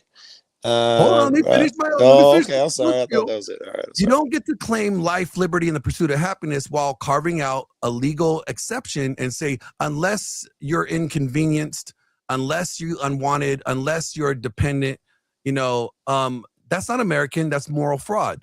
And the part that nobody wants to say out loud is abortion is not considered healthcare. It's intentional killing of a human being, right? So there's no way around it. But now we're seeing an issue in Louisiana, okay, where we got the Senate hearing right now questioning abortion pills, mail order chemical abortion pills, pills shipping across state lines like contraband. This is where real healthcare and none of this is getting scrutinized, but it does because deep down, everyone knows what's going on. This isn't medicine. This is industrialized death. Sanitized as political comfort. And don't insult the people's intelligence by saying, well, it's a woman's right. No, it's about which human qualifies for rights at all at this point. The one in the womb or the one that wants to kill the one in the womb. But dependency disqualifies someone from the right to live is a lot of people. Then if we're not just newborns, we're going to say your children, maybe even your grandparents when they get old, do you get to end their life because now they're dependent upon you, right? So when we watch this next video of what's going on with Louisiana, they're trying to get this doctor from California. Tell me what you guys think. Strong opener, intro, and whatever the fuck you call it. Well written, Glenn. Well done. Well, good job. Thank you. All right. So Attorney General announced a California doctor is now facing charges after sending abortion pills to a patient in St. Tammany Parish. This happened in the last 2 hours. Let me here. The slow it Louisiana down. Attorney General announced that Dr. Remy Coitoy Just because I like to list is now everything at indicted on the charge of 1.5. A California doctor is now facing charges after sending abortion pills to a patient in St. Tammany Parish. This happened in the last 2 hours here. The Louisiana Attorney General announced that Dr. Remy Coitoy is now indicted on a charge of criminal abortion by means of abortion-inducing drugs. So if convicted, he'll face up to 50 years in prison. Attorney General Liz Murrill has requested he be extradited to Louisiana from California. Murrill also testified on the U.S. Capitol this afternoon on the alleged dangers of mail-order abortion drugs. And when asked about the hearing this morning, Senator Bill Cassidy said that these drugs can cause some dangerous complications and are being dispensed without a doctor's visit. The doctor dispensing the drug by mail really has no way to evaluate if the woman has an ectopic pregnancy, what stage she is in, because the pill is not recommended after week 11, if I remember correctly, or if she's underage and being coerced by someone else. Well, FDA scientists have repeatedly stated that the approved abortion pills are safe and they are effective and that complications are very, very rare. The FDA says the pills are meant to increase access to abortion care. Believe it or not, I will draw the. So what do you guys think? Do you think that this doctor should get arrested? He's sending, death All drugs. right, across a couple state lines, questions right? then. Yeah, a couple questions. I noticed they said that he get charged with doing an abortion. Is that different? That's a charge? Well, I mean, if you're not That's seeing the the charge they patient. came up with. Well, I mean, think about it. Like, if you're not seeing the patient, like, okay, like I can see like with the telehealth, this is where telehealth kind of gets a problem, right? Because if you get to use telehealth for an abortion, you're not doing any medical like checkups. You're not having them come in. You're not doing any lab work. You're not seeing like for sure if they're pregnant. And you're not assessing them medically to determine maybe they shouldn't have a chemical abortion like that. Maybe they should have another form of abortion if depending on what their results are. Like, or you don't even know how long they are pregnant, because if you are sending an abortion pill to a woman that is beyond 11 weeks in that state, whatever that state I caught permits, that. Good argument. Like that Or could the be, doctor, she could be under duress. The doctor Exactly. had sent it because somebody else wanted them or something. Yeah. Oh, good points. But where I was going with the question, it's funny to me that the state didn't charge them with murder. They don't even believe it's murder. That's my first fucking argument. You're calling abortion. That means to abort something is to stop it before it's begun, which means the state's giving me an argument that none of that even falls under life. If you thought it was a murder, you charged me with murder. And well, that they're going off of it as the framework, because the state doesn't have it saying it's an abortion. Both states list it as an abortion and not murder. Now I know that's my argument. Yeah. I can say it's murder because I could believe that it's murder, but it's still an Well, I was abortion. going to ask you next. I was just saying, for my argument here, the state would, I would argue that even the state, even those who allow it, disallow it, or any of that shit, you don't even believe it's murder because you're not calling it murder. And I wonder if you would call it murder, Glenn. So the day after pill, the morning after pill, is that a murder? If your friend uses that, the morning after pill? So I don't know when conception happens, but I do know that 98% of the doctors are biologists around the world have agreed and said that life begins at conception. So the day after pill is murder. I don't know, because I don't know if the baby was conceived the day after or not, or before the day after. Like I don't know how long the semen stays up there. Like, what if the swimmer attempted murder then? I mean, I don't know. Like, I mean, right, but we don't believe that. But what we do we don't know, call it that. Well, I make them swallow it. So like it goes down the, never mind. But like the thing is, what we do know is that if it is ending a life, you're willfully ending the life, because it can't be an abortion. Like, you're aborting what is the process that you're aborting? It's not that it's not living yet. It's already living if we're saying conception begins, or life begins at conception. I don't know what we're aborting. I'm not sure why they chose that name. Well, if they didn't mean we're aborting. If it's a human, we know it's not going to come out like a giraffe. I'm saying I think that's what their argument is. We're aborting a human being, meaning it's not human until it comes out the womb, apparently, according to the phrase.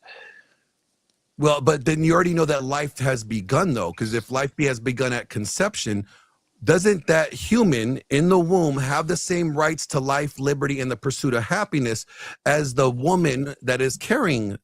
I would argue first of all, I don't like abortion. I would argue with your argument. I'd agree with you. But for the sake of argument, you said if we agree that it's conception, you say 98% of doctors agree. That doesn't mean anything. That doesn't mean because they agree they get to control. Wait. Biologists, okay. They could in that field, like yes, they could be wrong, because me and my Christian religion or whatever, we believe that life is life, whether it be the sperm or the egg, and it is murder for you to ejaculate just onto your sock. It's murder. That was a life that you just threw away. Someone could believe any on fucking another thing. life, though. What if you ejaculate on another life? So then you're like ejaculating life maybe you're trying to be a creator or something, or if she swallows it. Man, that means I got that means I got billions of bodies, bro. You got murder everywhere. Yeah, one head of a body count there, bro. All this shit, what I'd be careful of is control. I would say this. Go ahead, yeah. And I think you're right, it's about control. I think that when I look at it, the laws of the land right now says that that's legal. Therefore, it's legal. You know, a lot of people Yep. like, you know, religious views or whatever.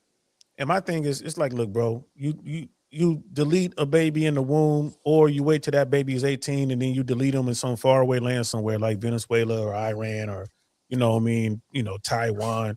I mean, shit, you just as dead. So I mean, that's how I look at it.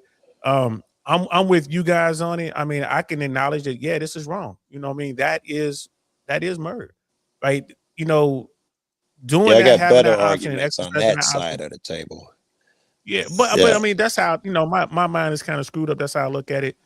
It's No, just as you're wrong right. as that ICE officer popping that woman in the face, like we were just talking about. Yeah. You know what I mean? And at the end of the day, you know, you got a death. So my thing is, if And you're gonna Glenn, change the law, I'm change the sorry. law. I'm okay with that. And then when we really get into the law, I really don't like the fact that men don't have, you know, See, that's the any other thing. reproductive rights. Yeah, men That don't would have be any the other thing. reproductive rights. So when Yeah. Another good argument. go ahead, No, And finish, Deal. Finish. yeah, Finish. I want to hear the last part. 'Cause Glenn I don't agree with have you. reproductive because I'm rights. like, yeah, men don't have any reproductive rights. And my whole thing is, yeah, you can't have and not have a baby, you know, Yeah. but when women come to me, especially in the political world, when I'm out here doing my political thing, and they're like, you need to back us because they're going after Roe v. Wade and all this other kind of stuff. And I'm like, what do I get out of it? Why should I care? Like, this doesn't, I mean, I don't have any rights either way, so why should I care? You Yes. go handle In your fact, business. it's against That's me. how I For look me at to it. help you is against me. I want men to have a decision. You know, it's you're telling me the woman decides that the man don't get a decision and the baby dies. You Yeah, giving woman all the fucking power. So this is where I agree with you, Deal, on this part, because it's like, well, what if the father wanted the baby, Yeah. right? Happens all the time. I And got you're a story saying, well, for you when you're ready. you don't have the right to force that woman to have the baby. Okay, so if we don't have the right to force you to have the baby, then you shouldn't be able to force us to be the father when it's convenient for you. It can't be like, you know what I'm saying? It can't go both ways. It has to go both ways. If the dad wants the baby, and he should be able to stop the abortion from happening and make her carry the baby to full term if he wants the baby, right? If Right. we're gonna allow her to be able to go after the dad for financial, you know, support. Yes, if he's the your dad- he's your if he kid. doesn't If want you the- give her yeah, that shit, then you got to give me the same shit, saying it's my kid Exactly. while it's still there. I agree. I think that's what, you know, should be going No, on. No, you're absolutely right. And my thing is, you know, shit, damn, why can't I think of his name? The famous comedian out of Ohio, man. Dave Chappelle. Thank you. My bad. It's this brown liquor, bro. It's this brown liquor. It's Dave Chappelle said it. He was like, you know, her body, her choice. She should have that choice, but his wallet, his choice. He should have a choice. Like I said, you can't have and not have a child. But if you do Well, have okay. that child, that man should have the right to say no. And I like Cody's message right there, like Cody's comment. At what age? That's Bernie Mac. Again, I love comics because comics talk about this sort of thing. Bernie Mac had a famous line in one of his things. He's like, man, we should extend that age. So you can just take them, you know, get your little 8-year-old who's bad as hell, take him down to the clinic. Aborting your ass. So, but here's It'd the be a question, threat though, to 'cause he's I'm looking at 16 it- years old, be still threatening with that shit. Boy, you better get off that fucking This PlayStation. is- I will abort your ass. This is where I look at it as like, you know, I don't even think, even though that we do know that when Roe v. Wade was passed in the 60s, it was unconstitutional. All right, because we do know that the Supreme Court legislated from the bench. The Supreme Court's job is not to legislate. Their job is to make sure that Interpret, the bill, yeah. Yep, is the bill and the law that's being, looked upon meets constitutional standards, that it's constitutionally sound, right? Okay. And that's their job. So from them to legislate from the bench like they did, that made Roe v. Wade unconstitutional, and it should never How did they be legalized. legislate? Why are you calling it legislation as opposed to the other decisions they make? What they do in particular? Because they decided, okay, they put like a timeline, like they because you know they federalized it, so every state had their own different opinion on when before the amount of weeks to cut it off by, or when it's too late, you know. Right. They legislated it from the bench. They decided that they made it like a look, all right, we're gonna make a command decision or an executive decision here. We're gonna say it has to be this many weeks, and that's how they did it. Oh, they didn't kick it back to the Right. Congress. Right. They didn't kick it back to Very the lawmakers and be like, hey, you guys need to fix this because we can't, you know. They determined it. I didn't know that. Yeah. So they legislated from the bench, and that's why it was taken down when it did. Like that's why it took. I mean, it took 50 years for them to do that. But that's why they end up having to reverse Roe v. Wade and send it back to the states because didn't know that. they couldn't do that. So when you look at it this way, I look at it from I try to look at it from like the original framers when they wrote the Constitution, when they wrote the Declaration of Independence. Our Constitution is based off of the Declaration of Independence. And the founding thing is that, we have a creator and we are given these unalienable rights bestowed to us by our creator. That means our government cannot infringe upon these rights. And that's the life to liberty and the pursuit of happiness. That does include the ones in the womb. They have a heartbeat. Yeah, there's but, a life me and there. you talked about this. We talked about this, Glenn. There's no way the founding fathers could have perceived this was going to be. We don't have thing. perceived it. They didn't have the technology to do it. No way. Exactly. There's no. It wasn't. Exactly. It wasn't. But do you think But I hear what you're saying. You think that they would do you think a pregnant woman back then would, if she tried to kill the baby that's in her, if she grabbed the coat hanger and just started, you don't think that they would probably lock her up for?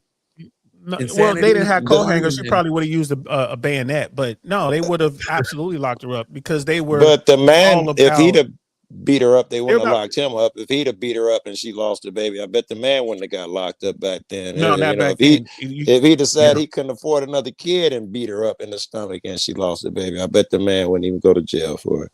Well, they wouldn't do that because they needed that baby to help, tend to Till them livestock fields. and all that anyway. They needed the free labor. So now they wanted the kids. It was hard to have kids. You're Kids right. didn't make it. Most kids didn't You're make it right. past age 8. 100%. But let's say that you bring the founding fathers forward to today. They will be dead set against it because they were all extremely religious. They were dead set against it, just like you. But now we live in a time where people aren't religious like that. And by the way, Mandrell, I sent Mandrell your link. He's looking for the link right now. Okay, cool. And I have it pinned on my side. I couldn't pin it on your side. But when you think about this, though, you're right. If the founding fathers, religious or whatever, you can say, well, people are not religious anymore. That's fine. You don't have to be religious. But if you still got to uphold until you change the Constitution, until you have to get rid of, because this is what they're going to have to do. They would have to hold pull up Cody's comment right there. Abortions have been done since caveman, both before and after birth. The thing is, people just want to say it's not murder. It is. Exactly. I agree. We all agree. We all agree with that. It's just different levels of that. Well, we all agree. The difference is there's no consequence to the murder. You got one party that's because allowed it's legal. They get to legally murder somebody. And you and I can't. Let us go murder some people. You know how many people? No, I'm kidding. I'm just saying there'll be a lot less people. You in look LA at it, in it's the way we. But we play loose and fast with that thing. Look at the boats off the coast of Venezuela, right? Those poor guys who were forced into those boats to run. We're gonna get okay. I just give you a little preview. These dudes, we know these dudes aren't major players. These guys have nothing to do with what's going on at the top. These dudes are just forced to do it for whatever reason, and they get murdered by the United States government without any due process whatsoever. We play loose and fast with that shit. So, when I look at that and I look at, our abortion laws and I look at the other things, the police brutality and all that. There was a guy, I think this was in South Carolina. It was a police officer and a man. And then you see this man running away from the police officer. Police officer pulls his weapon and shoots the man dead. And then throws his taser at the body and says, "Oh, the guy managed to get my taser." Yes, they caught him on film. That police officer did not get charged with that murder. He got charged for violating that dead man's civil rights. Right? And the only reason that he got caught at all is because someone was standing there with a cell phone and filmed camera in the window. That's right. So we play loose and fast. So what I'm gonna find this video here. And you guys watch this later, like it's because it's a long video. But so I was watching this video from this guy that he has like argued many cases in the Supreme Court. Like I don't know what kind of lawyer he is, like a Supreme Court lawyer, I guess. Yeah. You want to call him, but I don't know the technical term. Yeah, there's guys But, there's guys who specialize in that. Yeah. Yeah. And his position is like, we have to understand things from the framers. If we understand how the framers understood the things when they wrote it, then it would be a lot easier for us to interpret what they mean. It's the same thing you probably do with your Bible. It helps me, right? Think of how it was back then. Yeah, that's called the study is called hermeneutics, right? Like that's the word, studying old languages, like understanding what the author meant, and all that stuff. That's hermeneutics. And okay, all right, cool. I found But it Glenn, here. but here's the thing. But Glenn, here's the thing, Glenn. If we were to do that, to kind of look at it from the framers' point of view, damn near all the men who signed the Declaration of Independence had slaves, bro. So you can't do that, like, because people's opinions change, the world changes.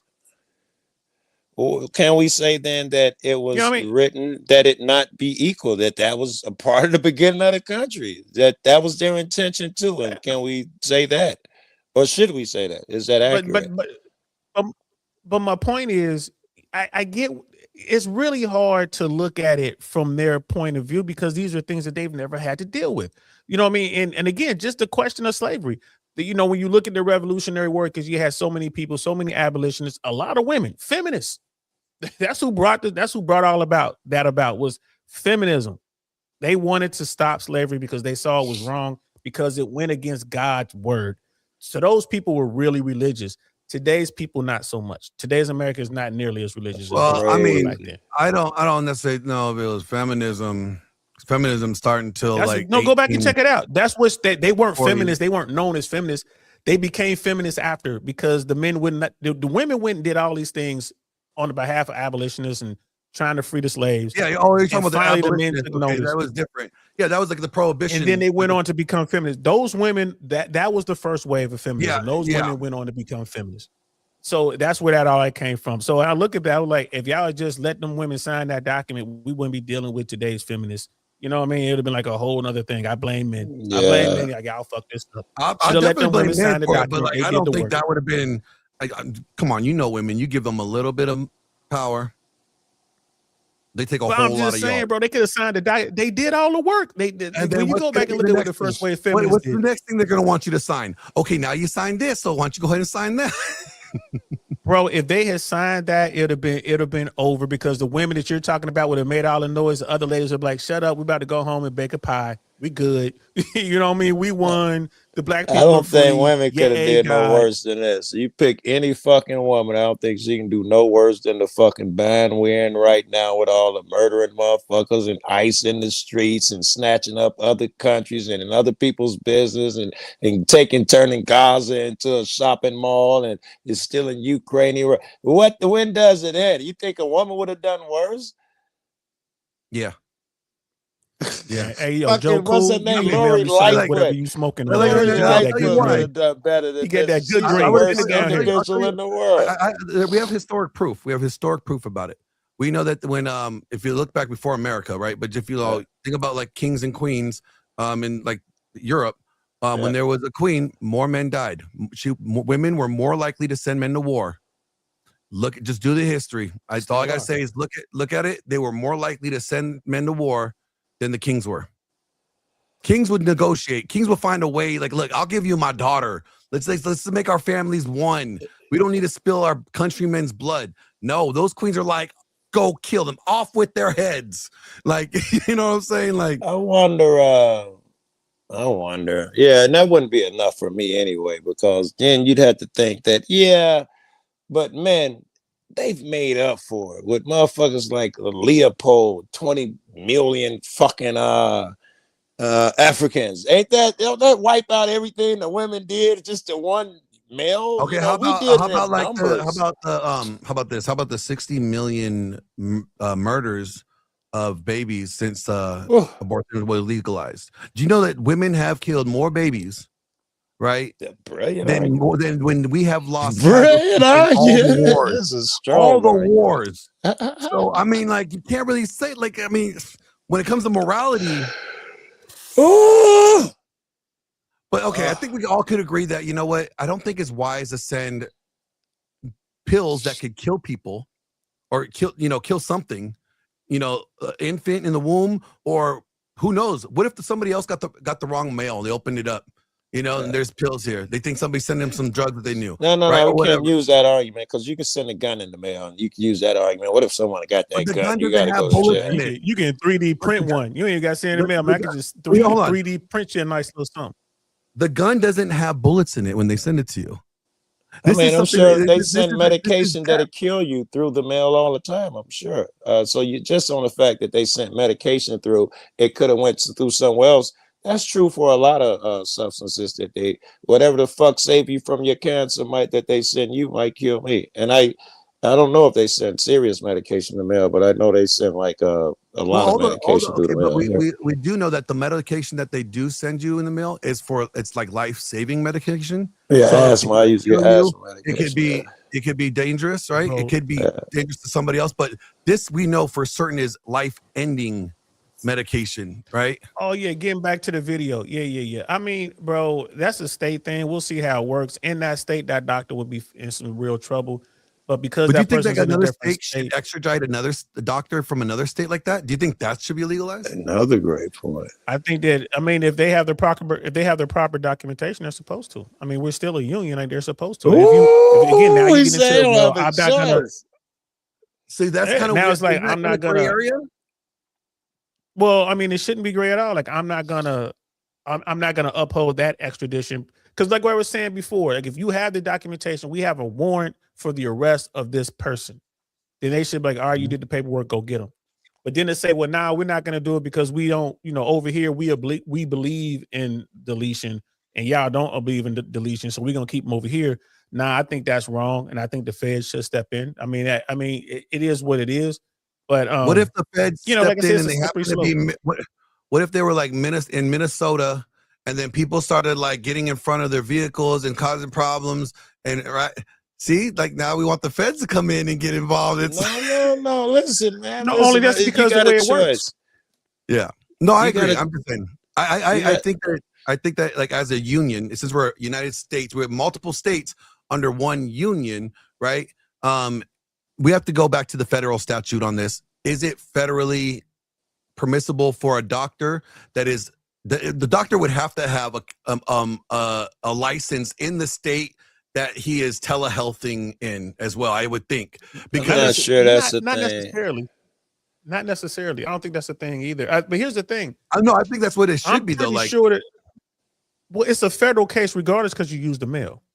Yeah. So that's where the Feds get involved. It's a federal case because you use the mail. And now, the federal courts are going to hash that out. But, the state of California should extradite that person and send them to whatever state was that, Louisiana or wherever that was, to face these charges. And be it abortion or be it, a Ponzi scheme or whatever, it doesn't matter. We got laws on the books over here. They did this affecting our citizens over here. You need to send your citizen to answer these questions in the state of California or wherever. I think that they said the doctor was from California, should have to go and face these charges. That's what I think should happen. And if they don't, the Feds should go out there and pick them up and bring them. Like, here you go. And again, that's a separate case because you used the mail to do it. And then it gets into, you didn't treat this person, all that kind of stuff or whatever. Like, you didn't I don't think he should go to fucking jail because these motherfuckers don't really give a fuck about abortion. It's some political bullshit. I can tell because they fucking making laws calling it abortion. Yeah, so this is where I think like maybe we should have more federal laws on these things, on these matters, rather than like just like state laws. Because if we live in a digital world, and if we're going to allow telehealth, where a doctor could be anywhere as long as they are licensed, to prescribe medicine, right? Pretty much, you can have a doctor in California prescribing abortion pills to a patient in Louisiana. Well, I would think that if we're going to have this type of service, then there should be a federal law that needs to be in place, not what's allowed state. Well, this state it's permitted, this state it's not permitted. This state over here, if you do it past this week, it's considered a crime. Let me gauge where you guys' heart's at. Same everything. Let's say that someone on TikTok came up with something, you go get, I don't know, some Tic Tacs, some bleach and some common cleanser and some chewing gum, and it works as an abortion pill. Now suddenly it's out of the hands of all of them, the doctors, and we have to make this decision as people. That woman who took the bubblegum pill the next day, there's no doctor involved. Are we gonna say that she can't do it and she goes to jail? There's no hospital involved. The girl, did she murder a motherfucker? Did she murder the baby? What are we? I know we're not gonna do that. No, because like if you're saying that somebody made this on their own and they like. Yeah, we found some household shit, Safrolac and that's suicide. That's suicide. It's attempted suicide. Why? Well, let's assume that it's you're using all the bad words. Oh yeah, you're using all the bad words on YouTube, bro. Let's assume it's. I have been pre-recording way too much, so I've been just like editing it, whatever I need to say out of it. Let's assume it's not dangerous. It's is inherently dangerous. It's someone found out it was gummy bears and paprika and stuff that cinnamon. The chemical, whatever the combination is, it's almost like aqua tofana, like what that woman did in the 1600s in Italy, like where she was making that cocktail that basically was killing guys. They'll drink it. It was like they couldn't tell it's something wrong with it. They'll pour it in their wine. And she things like she ended up like helping a bunch of women kill their husbands. Like I think it was like close to 600 or something like that. Oh, it is a bunch. They were all different like ingredients. Now each ingredient by themselves not harmful, but it was the combination. Right. Exactly that. Yeah. So do we go and start saying, I want a president who calls all these women murderers? Are we going to take that route? Well, if these women are doing it to themselves, right? Yeah, they're going to be doing like willy-nilly. If they find out that, they're going to be hoish like a motherfucker popping them pills every day. It's going to be the hip thing or fucking TikTok. Woo, they're going to be passing around at the club. It's going to be popular. I think they would end up happening is like the federal government will get involved and like ban those substance or like those ingredients. Like, and they would just We're assuming we can't. We're assuming they can't because they're too fucking all-purpose. Are they murderers still? Which is why I said this is a gauge of your heart. I'm trying to take them out of it. Like if they are taking it themselves, and they're I would say like if they're taking this cocktail that is like potentially ends life, right? Like it could even it could also end their life depending on how much they take in together, right? Yeah, but we can't throw that in. Let's assume it's safe enough qualities where no one died, 1 out of 180,000 or something. But we wouldn't know that because if they're not mixing their ingredients correctly, nobody makes a cake according to the box. You always so we have to at least acknowledge that there could be a risk that they are doing it to themselves. So I would look at it as more as a self-deletion attempt, right? Yeah, that'd be a stretch. Here's my take. Here's my take on it. Yeah. Here's my take on it. The states already have laws, right? So if Mississippi has a law against mail order self-deletion, that's their law. Like Mississippi has a law that you can't, abort your child. Yeah. And then that person reaches out via the internet or phone or whatever, talks to somebody in a state like California where it's legal. And that doctor sends them via the mail the medication to stop their pregnancy. Right. That person just broke a law in that state. And the feds should come in and make sure that California produces that individual to stand trial in their state for doing what they did. I don't know. I think that's giving over your morals. We don't need any more laws for it. I don't like that shit. Giving over your morals. I'm not giving my morals. I'm just saying that's what the law is. That's what I mean. That's when we follow the law, we give someone else our moral critical thinking skills. We give them over to someone else and say we trust his morals more than ours when we do that shit. You just didn't have the votes. Well, no, you just didn't have the votes to vote the law down. You just kind of stuck with it. And your choices are to leave the state or deal with. I see what you're saying, Brother Joe. I do. I get it. But it's just like, it's just like I don't agree with the law, but fuck it. We didn't have the votes to win. So they got that bullshit law on the books. So we got to uphold it if you believe in law. Yeah. You know, we got to uphold it. I'm with Malcolm. I'm sorry, Martin Luther King, whoever the saint was that said this shit. And immoral law is no law at all. Just because somebody said that doesn't necessarily that mean was that no, it was Martin Luther whatever law King that and the Saint Augustine and Martin I'm Luther just King. saying, like, even if that's subjective, because like because nobody believes, like, you know, they say, like, if we're not going to agree that morality comes from God, right? So that everybody's morality is subjective, then what you consider as an immoral law could be a moral law to this group over here, and then now what? Right? You know, it's so subjective at that point. But here's but Glenn, you got to be careful with that God thing too, because God's all about murder. And God's all about it. I love the Old Testament, bro. There's a difference I between love the Old murder and Testament, bro. killing. It's a lot of death and destruction. Oh, I know, me Bro, too. Like, it's a lot of murder. There's a lot of Bro, it's a lot of murder, death, wrath. kill jumping off in the Bible, bro. There's a lot of murder, death, kill jumping off in the Bible, man. What did David do to homeboy because he wanted to smash homeboy's wife? Send him off to die. Oh yeah. Uriah. A lot of murder, death, kill, bro. A little bit. What's the name of what's the name of was it Job or Job with his father gave him the outfit, the beautiful Joseph. Yeah, Joseph. His yeah, brothers, what his brothers did to him. Yeah. And then how Job had that for gifts to come back. But I'm just saying it's a lot of murder, death, kill. You look at Shadrach, Meshach, and Abednego, bro. They tried to burn them boys. So I'm just saying it's a lie. That was Nebuchadnezzar. That was the Babylonians. That was not. But all I'm saying is God let a lot of that happen. Good guys. Yeah, God let a lot of that happen. Yeah, they put him in the fiery furnace.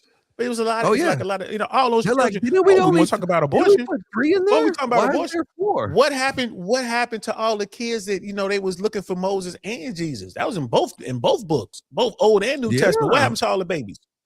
They were murdered. What happened to all the babies? Murdered. God let that happen. God let that happen. Glenn, the biggest thing I'm gonna take from the night is our women absolute murder more people than anyone. If I pulled out my gun and I shot my neighbor because he's an idiot and I don't like him, God let that happen too, because he's not going to impose his on free will. Like, I'm just saying, like I said, be careful with the religious stuff, because a lot of murder, death, kill. That's all I'm saying. That's all I'm saying. Like, the consequences. Don't set your morals to the Bible. But what I'm saying set your morals is maybe to the spirit of the Bible. Well, no, I would say even to the Bible, to the belief of it, like, right. So, like, I know that whatever wrong I do, whether I answer for it on this earth while I'm living, I'm still gonna have to answer for it when I die. So it's like there's still be a consequence at the end of the day. I'm not gonna avoid it. I may avoid doing the dirt and get away with it on here, but I still gotta have to face the court up in heaven. So it's just it doesn't matter. Let me take it back to the thing that you were saying, morals. Yes, morals are subjective, but that's what we are founded off of, God's morals, if you want to talk about this nation. So we got to start somewhere. I'm a fan of God. Yes, I'm a fan of God. And I would rather choose him over man. So if man gives me his interpretation of what my spirit tells me God is, like my God tells me harm no man or deprive him of his property. Outside of that, you better keep your hands off of that guy. You leave him the fuck alone.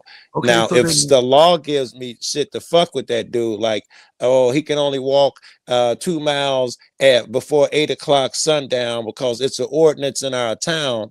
Now that law is inflicting with my morality. I gotta go with my morals.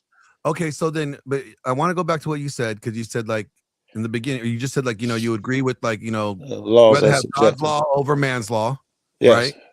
All right. So, and if the founders of this country said, we do understand and believe that our Creator gave us its unalienable rights to life, liberty, and the pursuit of happiness, then that means everybody has the right to life, even the one in the womb.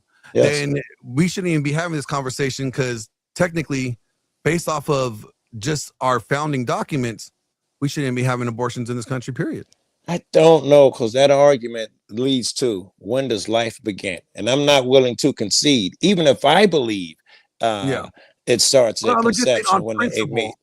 I'm just saying on the principle aspect, of it. Like if At we're some saying that, point, I have to agree it's murder too, because I also know that if the girl was about to give birth tomorrow and she kills the kid the day before, she's absolutely a murderer. The fact that it popped out the next day could not change anything. If she murdered him Wednesday, she was a murderer. Tuesday when she did it in the womb, and I'm gonna try and find another fucking word. You're right, dear. so No, I mean, that's just how I look at it, bro. Like I'm just one of those dudes. Growing up the way I grew up, it's like, man, you know, I look at the laws. There's nothing perfect about this. You know, when you talk about this right to choose, if the law went away tomorrow, I would not fight to get it back, unless I would agree with that. Unless the women were willing to make some concessions. I will help bring it back if that meant the men. So wait a minute. What's got, the you know what I mean? Reproduction rights as well. Hold on. What are the concessions you're trying to get? You know what they are. I know what they are. I need to hear these. Hey, just my wallet, my choice. That's how. Right. Just my wallet, my choice. You know, there's nothing we can do. Like you can't have and not have a child at the same time. Like I said before, but I get a choice. Like I can use. Like you have the real, you know what I'm saying, choice to abort. Then I can abort my parental responsibility, because like you said, we don't force women, even when let's take the deletion out of it, even when women have the child. A woman can have a child on Monday and in 3 weeks be like, you know what, I don't want to deal with this. Take the baby to the hospital, take the baby to the police department, take the baby to the fire department, leave the baby there. She's done. Yeah. The baby, you know, the society takes that baby, cares for that baby, finds a family that's going to love that baby and raise that child as their own, as they should. That's great. Right. But they don't make that woman pay a dime. But the guy, right, they're gonna come, right? They're gonna take everything from this dude, call him a deadbeat, take all his money, lock him up. So if you want me to help you put the law on the books and make it a federal law from coast to coast, okay, I'll help you. But under these circumstances, the guy gets a choice as well. Men get reproductive rights, even if it's just something as simple as saying, hey, you have a 2-week window to decide you want to be a dad or not. If you say no, you can never have contact with this child. If you do, we're going to lock you up or whatever. But the guy should get a choice. and I look at it that way. Is it wrong? You know, is it wrong? You know what I mean? To exercise this option and to abort a pregnancy? I think it is. Is it murder? 100%. 100%. Right? Just like Bill Burr said. You know what I mean? It's like, I can see both sides, but you know, if I take the mix, I mix all my cake up, if it's murder, then there's a difference between killing and a murder, right? A murder is an unlawful killing, right? Law under God, yeah, under man now, yeah, right, yeah. Even under the law, actually under the law, right? You can't. No. Man can make laws that say anything is murder. Suicide. The punishment for suicide was the death penalty at one point. I'm talking about the legal definition of murder on the books now is the unlawful killing of a human. Right? I'm saying we can't use that for a metric because in Zimbabwe, what's the law? The lawful killing of a human might be if he stole my tomato plant. So the law, we can't use man's law. We're here. We're here in America, though. Like, that's what I'm getting at. Like, we are here. So the unlawful killing, this is going off of what it's on the books. Now, it's the unlawful killing of a person, right? So if we know that there's a lawful version of killing and there's an unlawful version of killing, right? There has to be an understanding. That's why the Bible says thou shalt not murder, right? But it has nothing to do, it had no problem when God telling them go to war, you're going to war with this nation, you need to do this, right? Right. Because that would be considered a lawful kill. It don't say nothing about murder. No, it says thou shalt not murder. Where? The real interpretation should be thou shalt not murder. Don't kill. It depends on your interpretation is murder, but no, it really does. It determines on your interpretation or your. I thought the original went murder as well. It does say murder. Yeah, it was murder. Okay. I can even pull you up. Like, I'll even pull up the traditional, the original Hebrew translation, and it'll show you the word. I mean, that's fair enough. It's not. I'll take your word for it. It's just like, you know, I was a born and raised Christian. I'm not religious at all anymore, and haven't been for quite some time. But I mean, I've, you know, been through all the stories and stuff like that. But you know, when it comes to religion, to each his own. You know, I think there's truth to damn near all of them until you get into the crazy shit. Like, Pardon my Agreed. language, but the Scientology and all that is like, yeah, now you're in fairy tale land. You know what I'm saying? With Even that. Christianity and Islam and but all there's over religions truth have to crazy all shit. of it. But yeah, I mean, So Oh, Glenn, son, real all of them quick. got crazy So shit in there. Got who just popped up. I can't say your name, but that's someone facts. will So say so that Christianity wants you to, the blood, and everyone can be interpreted. It's kind of crazy. yeah, which is fair so enough. everybody, this Go ahead, is Gio. my brother Mandrell right here, man. Mandrell's a former Green Beret. Nice to meet Since you, we're man. about to transition into Venezuela, I think this is the perfect time. And Well, You're that's speaking of fair. time, Glenn, I'm transition. running out of time. Glenn, I'm running out of time. I'm Okay. on the East Coast. So All right. let's You Well, did because really well, we DL. can talk a covered- little bit about Venezuela. we're I hitting thought you were gonna leave. Venezuela.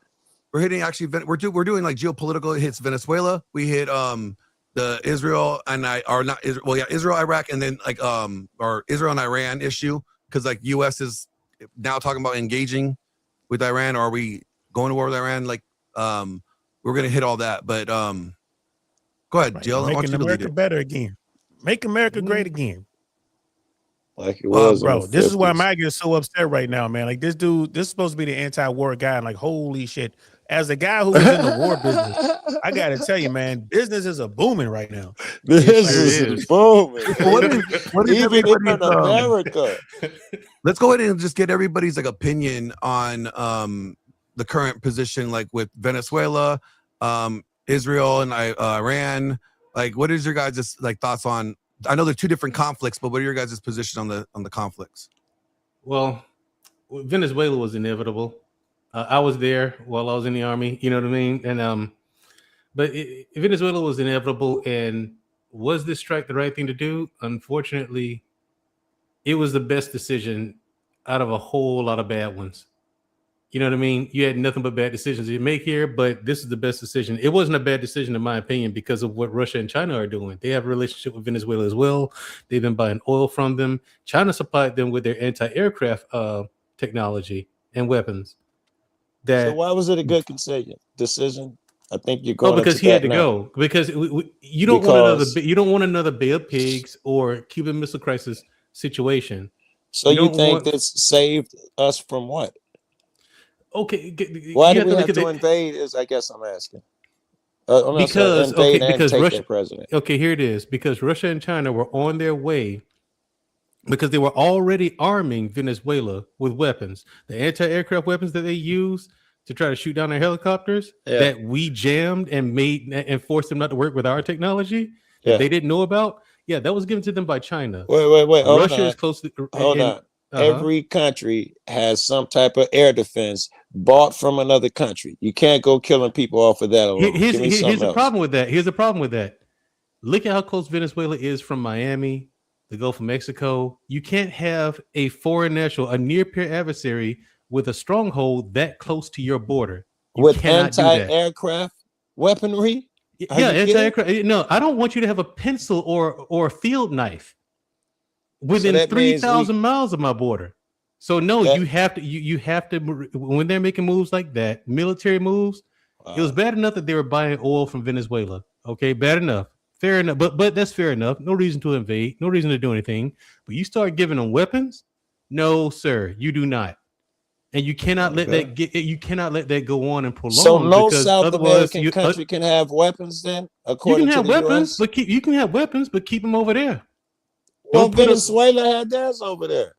No, they had theirs in Venezuela. They were giving Venezuela weapons, and again, like I said, that's too close to U.S. shores. Oh, so is Mexico and Argentina and all of that shit. Cool, so we can't allow any weapons in any of those countries. Those are allied nations. Those are allied nations, and if you're talking about fighting against America, those are nets, dude, against an elephant. I'm not talking about. I'm just chasing the logic. I'm not talking about the strength. If you're going to take his weapons, we must allow now that we take anybody's weapons. That's not the way geopolitics work. I know what you're saying, and what you're saying. Yeah, on a surface level, yeah, that makes sense. I get what you're saying. Every sovereign nation should have the ability to have their own weapons and trade with anybody that they want.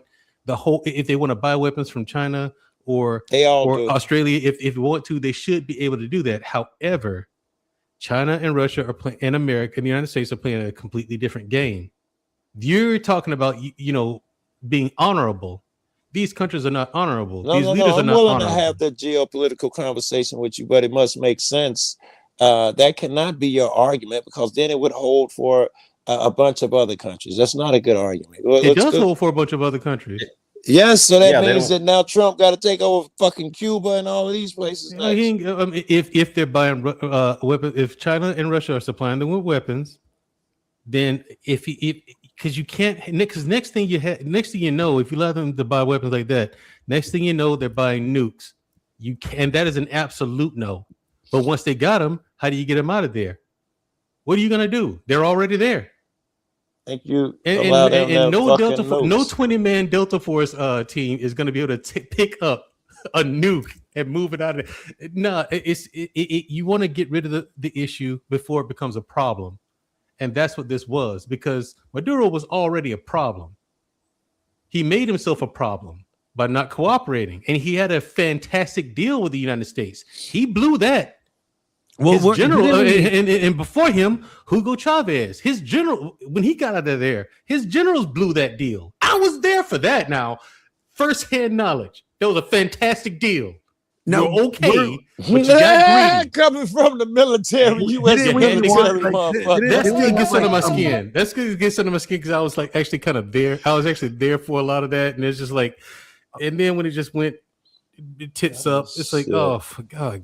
Now, didn't we So have hold like, on, land rights hey, over there too, though?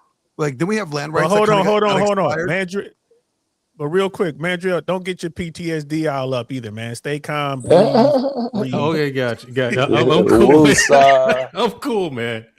So, Yeah. like, I mean, I'm just asking. Like, my question is to Mandrill. Like, besides the like that issue with Russia and China, didn't we also want to get back like the land rights that we had for the minerals? Like, weren't we digging? Like, then we have drilling out there going on, and still we have had them drilling. like Yeah, for we still 30 have or drilling 60 going. years. That never stopped. It went on. Oh, but- okay. I thought it did stop, and that was one of the other reasons why Trump wanted it. I think what the situation with that is that we had deals for more land, so they can deal for more minerals. But since Russia and China dipped their toe in, then Maduro said, "Okay, I got."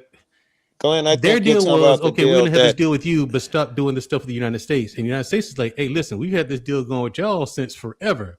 You're gonna stop, and you're doing business with them? Yeah, okay. Well, how about this? You're we disappearing had in the to middle of the night. deal with them where we made the infrastructure and we were supposed to get something in return. When Yeah. Maduro came in, he threw that shit out and stopped giving us. And he also stabbed us in the back. They also stabbed us in the back when they nationalized the oil. When they nationalized that wasn't a part of the deal either. You know what I mean? They also stabbed us in the back with that, but we let it go and let them have it because that was they're supposed to use that money to build infrastructure and make people's lives better. Because I'm not gonna lie, dude. Let's say you got a gas guzzling 250 F-250 truck and it's on flat E, right? You're at a gas station and you run out of gas at the pump. You fill that tank up with the most premium gas there. You go inside and buy a bottle of water. That bottle of water costs more than that full tank of gas. Like, Yeah. that's how cheap gas is there. Like it's just so plentiful. Yeah, and but we had and a another fantastic thing deal with too. them. Another thing that Mandrill touched Go on ahead. this as well. When China did, when Venezuela accepted that deal to take that Chinese money for infrastructure, and to let the Chinese come in and build those refineries, I think that was the beginning of the end for Venezuela. Am I wrong? That in was thinking the that? end. That, You're that- right. That wasn't the beginning. The beginning of the end was coming before that, but that was kind of the period on top, just the period at the end of the sentence when they did that. When they allowed them to refine in Venezuela, it was over. We had no choice but to do something because next thing you know, China supplied them with anti-aircraft technology, their best stuff, because since they're so close to U.S., right? Yeah. And since and this whole strike was another message to everyone else too. Okay, everyone, you take pride in your technology, China.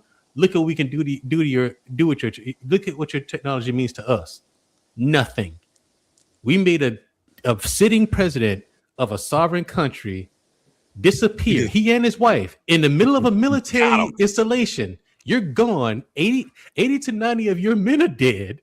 None of us are. They got in and out. So what do you Okay? think now? I mean, what so do my thing China is that and Russia technology do is now? nothing, dude. But Yeah, they had to fly in somehow.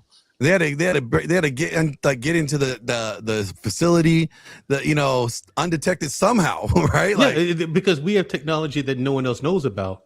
Yeah. Don't forget that DARPA still exists, and they're constantly working. They didn't go anywhere. Yeah. And if you want to look at bleeding edge we got technology, transporters. come on, No, we man. got transporters, man. Straight out of Star Trek. Yeah, Straight out of Star exactly. Trek, bro. That's Just beam me to Venezuelan, baby. They just beamed them in there and beamed them out. Yeah, I don't know what I'm telling you, that's DARPA, man. I mean, it's just the things They that say they do. they They're used incredible. the CIA agents there. But this and whole had thing with to- Venezuela, it was a long time coming. It started back in the days of Chavez. You know what I mean? He was making So moves in it. do you think it would any president would have been in the same position and make the same order, like give out the same order, or do you think it only got to this point because of Trump was in power? Do you think like if it was an Obama, a Clinton, or like a Biden, do you think that they would have also executed the same order, or do you think they would have handled things differently? Because I'll you tell you served there this. probably under the different administrations, right? Right. Yes. Okay. I'll tell you, if it was Trump, definitely, because we see that, Obviously, right? yeah. If it was Clinton, yeah, he'd have done it. People underestimate Clinton, but I've actually done security for the Clintons. You know what I mean? And Bill's cool. Hillary, no, thank you at all. They're two completely different people. like that is not a marriage, by the way. Not Hey, a real Bill one, just want to play his sax and get a blowjob every once in a right, while. right. Clinton is a master politician, and he had the balls to do that. Obama, I think so. Honestly, Yeah, because Obama did some air raids too. He had no problem dropping some bombs. Yeah, over right. Baghdad. That's why I say Obama had no problem doing things like this. Now Biden, absolutely not. Biden just like, what? Can I get some ice cream? Bush would not have done it on his own. He would have had to be coerced. He'd had to be talked into it and convinced to do it. But on his own, Bush would not. No. So like, Man, I don't know. we can bro. say. I don't. Go ahead, Dio. I don't know, man. I don't know if Obama would have done it and Clinton would have done it, but I'm gonna have to take you at your word, man, Joe, because you got better access bro. than I No, do. don't. He's I met the wrong. man in Okay, person. well, let me I've say had many this. conversations with him. Clinton definitely would have done something like this. I'm telling you. Okay, well, let me ask you this. Would the mission have been slightly different? I'm talking about the run up to the kidnapping or whatever. Oh, you're wanna talking put about to the- like to the op. blowing up those boats. Thank you. That's The where run it up to the began. That's what started. That's where it began. You think Clinton and Obama and them are out there blowing up drug boats?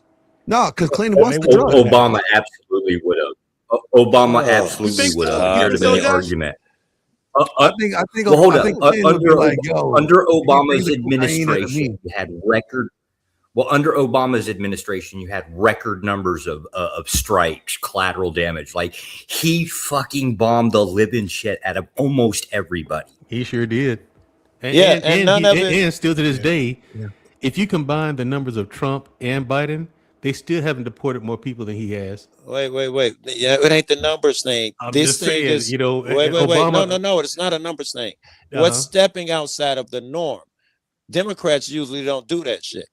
No president really does it to the extent that Trump does. No. No Democrats do it president differently. that They I do can it. think of would have had the balls to kill these people in fucking water when the definition of What war about- crime is killing a motherfucker in the water Nah, after you done but- blew up his boat. Joe, realize War something. though. crimes don't apply. Democrats do War it crimes differently. don't apply to the winning side. But what about Gaddafi? Facts. What about Well, Gaddafi? Gaddafi- When he- got Gaddafi? Here's a problem with Gaddafi, okay? Gaddafi messed up by being too public with his plan. His plan is actually spectacular. It's actually fantastic, and it will put whatever country they create over there in Africa on top overnight. He wanted to combine, and I was thinking about this like decades ago. Like even when I was first in Africa, I'm like, you know what? If like 2 or 3 of these countries came together and became one Yeah. country, created their own currency, and hold the value against their Yep. natural resources, the Which is dollar's the gone oil. overnight. The dollar's gone overnight. By the 'Cause you way, can't y'all compete with switched that. my And so shit from, Gaddafi I was was talking public about with that, blowing up boats, and and he y'all had to talking go. about kidnapping the president. Yes, You switched what I was saying. Obama killed fucking shitload of civilians. What are we talking about? Yes. I was gonna Well- say that. Yo, Well, American well, civilians. Obama he used military assets to kill American civilians. overseas. Mm-hmm. I just think they would have done it differently. And Brother Joe, you got to realize What? the Democrats would have done the same thing, just a little differently. It would. I mean, they wouldn't Yes, have I'm used the saying Trump they try charge. and play to the people more. They're not as blatant as a Republican may be. But And here's the no thing. motherfucker does the shit Trump does. For instance, that murdering motherfuckers in the seas. That's always, we've been taking the Coast Guard Yeah, out there. they're Every president, you shoot up the boat and all of that. Everybody gets fair trial. That's no, that shit there. That's outside the norm of everything. That's yeah, the difference unprecedented, in between my opinion. the difference between the DNC, and I don't know if it was just Obama, right? But the difference between the DNC is they like the whole under the table, unseen, unknown, right? They exercise their power. You just don't love. On the other flip side of it, right? Republicans have to market it. Right, we because were lower numbers, right? We also have to market the agenda, right? We have to sell our side. I agree with Cody right here. I agree with Cody right now. We're all under a psyops and propaganda warfare since Obama.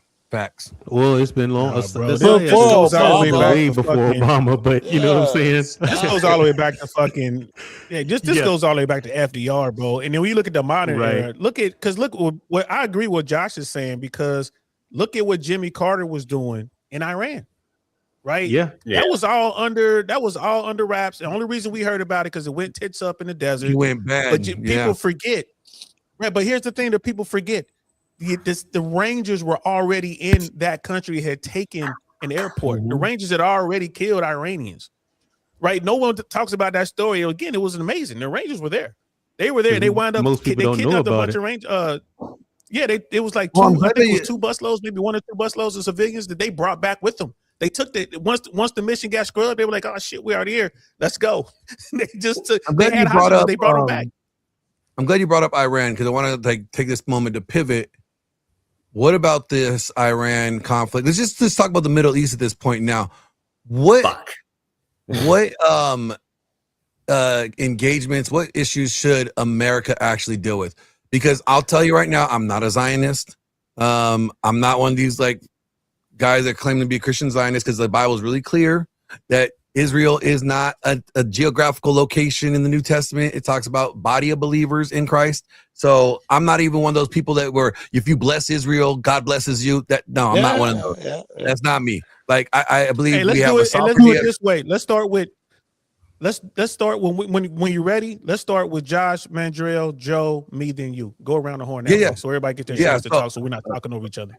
Yeah. So my position is anything and everything ought be done to topple regimes, right? However, it should end there. We can never forget, right? It was these fuckers that are protesting currently, right now, right? It was their parents were the ones that put that fucking regime in place. I don't trust Persians to not change their mind in another 70 years, right? Regardless of who goes in there. Fucking take out the regime as best as we can. I don't give a shit if we just do random bombings and take out IRCG. I don't really care, right? Just so long as the regime goes. But no fucking cleanup. No gifts to the Persians. No assistance. No aid. I don't give a damn that they're fucking thirsting to death. Figure it out your damn self. You wanted the problem because we instilled the Shah. Fuck them, right? We had our option, right? They wanted to go against it. You're not going to fast forward 70 years and change your fucking mind, right? Suffer. All right, Mandrell. Well, as far as us invading Iran, I'm hard pressed to believe that. We have enough on our plate defending our borders right now, because that whole thing with Venezuela is about our borders. Make no mistake about it. It is. I mean, thank you. They're that's what it boats. Yes. You know what I'm saying? They're being sneaky about it, but China and Russia, they're trying subterfuge. You know what I mean? They're trying a roundabout way to get to us. However, this thing with Iran, the terrain is terrible. So how the hell are you gonna get the tanks there? I mean, the terrain is terrible. It's mountainous. It's not wide open like Afghanistan or Iraq. Yeah, it's just that's gonna be a tough sell, man. But so we'll try a different approach with that. We'll probably get someone else to go after them. If we go after them, we'll support Israel, but Israel's too lazy, and they're gonna want us to do it for them. And I'm not a fan of Israel, by no stretch of the imagination because of Netanyahu. But I think Iran is Israel's problem. You know what I'm saying? And I think that regime change, 100%. it has never worked. We've done it how many times, and how many times has it worked? It's never. If we're gonna do regime change, we need to try a different approach and start thinking about the after effects. Like, okay, we got the dictator out of there. Now what? We Right. should have learned our lesson with Iraq. We got Saddam out of there, which is a Fucking huge Vietnam. mistake. Shit. I mean, he was a jerk. Yeah, he was all those evil things you said about him, but he kept the Saddam entire was a Middle East in check. necessary evil. He was a necessary evil. He kept things in Yes, check. that's what I'm saying. He kept that entire region in check. He was the glue that kept it all together. So taking him out of there was it's like Colin Powell said before we went into Iraq and took out Saddam. You break the Middle East you break it, you bought it. That's what they saying. You're gonna have to invade. Iran, You're gonna too. have to maintain order once you take out the leader. Yeah, and like now the look at what we're leaders doing. way they're And gonna now be worse. Hold on a second. Now look at the lead. Look at what we're doing. We fought 20 years against the Taliban. Now we're making friends with them. Just to give them the land that we were fighting them on. Exactly. The land we were fighting against. Right, exactly. We were fighting them for that land that we took over, and we're maintaining it all this time. Now we're giving them anywhere between $47 to $81 million a week. Okay, and one of us is in charge of Syria. He in charge of Syria now. That Al Qaeda leader, and then Trump brings the Al Qaeda leader into the White House, shaking hands with him on Veterans Day. Yep. Out of all, I mean, that was a slap in the face, if you ask me. Personally, Yes, very much that was a so. slap in the face to every. Wait, the Al Qaeda leader? Did you say? Yes, and all Al Qaeda right. leader. It's Joe Cool. Joe Cool is up. Go ahead. Yeah. Well, you got to land the plane, then Joe. Then Joe Cool is up. Yeah. Well, yeah. Go ahead. My signal is short anyway. You can go ahead. No problem. I'm just about done anyway. But I think Iran, for the most part, that's Israel's problem. I don't like how upfront Israel is with how they're playing with us and toying us. Like, they don't want to do anything on their own. They want the U.S. to do it for them. But that's not how real regime change works. Real regime change and real change works when the people do it themselves, not when you come over there and do it for them. They have to do it for themselves. Otherwise, they'll never respect it. 100%. And they'll expect us to do it for them, do everything for them every time, which is what they've been doing this whole time. But now they got a president and they're willing to do it. And I think he's going to find a way to get it done for him. I think that's what I think he's going to do. Do I think we should go into Iran? No, because they're not that big of a threat to anyone, even Israel. They don't have anything except Russia and China. So that's my thing on Israel. Not Israel, but Iran. I think we should leave it alone because there's not enough there. There's not enough meat on that bone to chew on for us. All right. I think I'm just gonna echo that last part that you were saying. It's hard to take this whole farce seriously as to why we should go in Iran and why we invaded in Venezuela. The whole thing falls on its face because of which, for dictators and whatever dumb reason we're going to Iran for, to do. If you're going after the bad guy, the one who's the worst war criminal and all of that shit, you'd have started with Israel. The fact that all of this shit benefits Israel, and you haven't put him on the table on the list of next countries we go after who are just fucking out of control. This shit's all farce. I can't even consider it in the terms that they want me to consider it in. No, you shouldn't be going after no other fucking countries, generally speaking. And I don't trust these guys because I know you're not going after China, North Korea. All these people commit horrible crimes. These are too specific and too fucking easy. It's political bullshit. No, I don't back any of it. Cool. So, all right, Joe. Go ahead, Joe. That was good, Joe. So, yeah. I like what Josh was saying, but I do have two questions. Like, go in, regime change, like go in there and then leave. It's like just in there. It's like, man, if we do that, we don't know who they're gonna vote in. They might vote in another tyrant. I don't know. And then it's like, and wouldn't we have to just go back Like they're gonna vote Or in someone, stay. and we're gonna come back here and do Or it again. stay, right? Yeah, I mean, well, you can't Either stay. way, it's So I mean, fucked I up. but if I had a choice, I would say, yeah, let's do what Josh said. Let's just go over there, you know, overthrow the government, flex our power, and leave, and then let them deal with it. Y'all want us to come, we came. Now y'all, you know, like it's like you said, if y'all thirsty, figure out a way to how to get you a drink of water in this motherfucker. Because we ain't here for that. We came over here and got rid of the bad guy. Now it's up to y'all to figure it out. Saddam Hussein, we should have kept him. That was the only country Saddam's Iraq had nothing to do with the attacks on 9/11. Nothing. Not a single Iranian was involved. We should, instead of having Gitmo, we should have had Saddam there and told Saddam, like, look, we're going from town to town, we're gonna drop some people off over here in Baghdad. We want you to do what you do to people. And then just kind of use that. Like, hey, tell us what Put we them need in to know. play. Yeah, tell us what tell us what we need to know, or we're gonna give you to Saddam. I would have kept him in power. I would have eliminated his crazy son. I probably would have let one of them leave, but the one dude was just insane. How they got rid of one of his sons to let Saddam know we serious. Uday, I And think the other his son, name. Yeah, no, it's like keep him. Kusei was worse. Yeah. I done got rid of him and kept the other one, Uday or whatever. But here's the thing with Trump, and this is Trump's problem. Trump does not want to commit U.S. forces. He doesn't want to commit boots on the ground anywhere. He doesn't want to do it in down in Venezuela, which I understand why you don't want to do it, but we removed the president and the first lady, but the government is still there. So like, it's like, what are we doing? So we're going to have to see how that plays out. I don't see boots on the ground in Iran. Although when I was in the early 90s, I was active from 90 to 94. That's all we sang about in our cases, bro. Like, send me to Iran. That's all we was talking about. So something's going to happen over there. I think we're going to drop some ordnance. I think the special forces community, I think some Rangers are gonna get some. I think the Green Berets, I think the some SEAL teams are gonna get some. I think we're gonna have my bad, that's the wrong button. I think we're gonna have this going on. You know what I mean? We're gonna have this going on, but it's not gonna be any boots on the ground. Right? It's not gonna be any boots on the ground, and that's gonna be a problem. That's my take on it, Glenn. What's your take?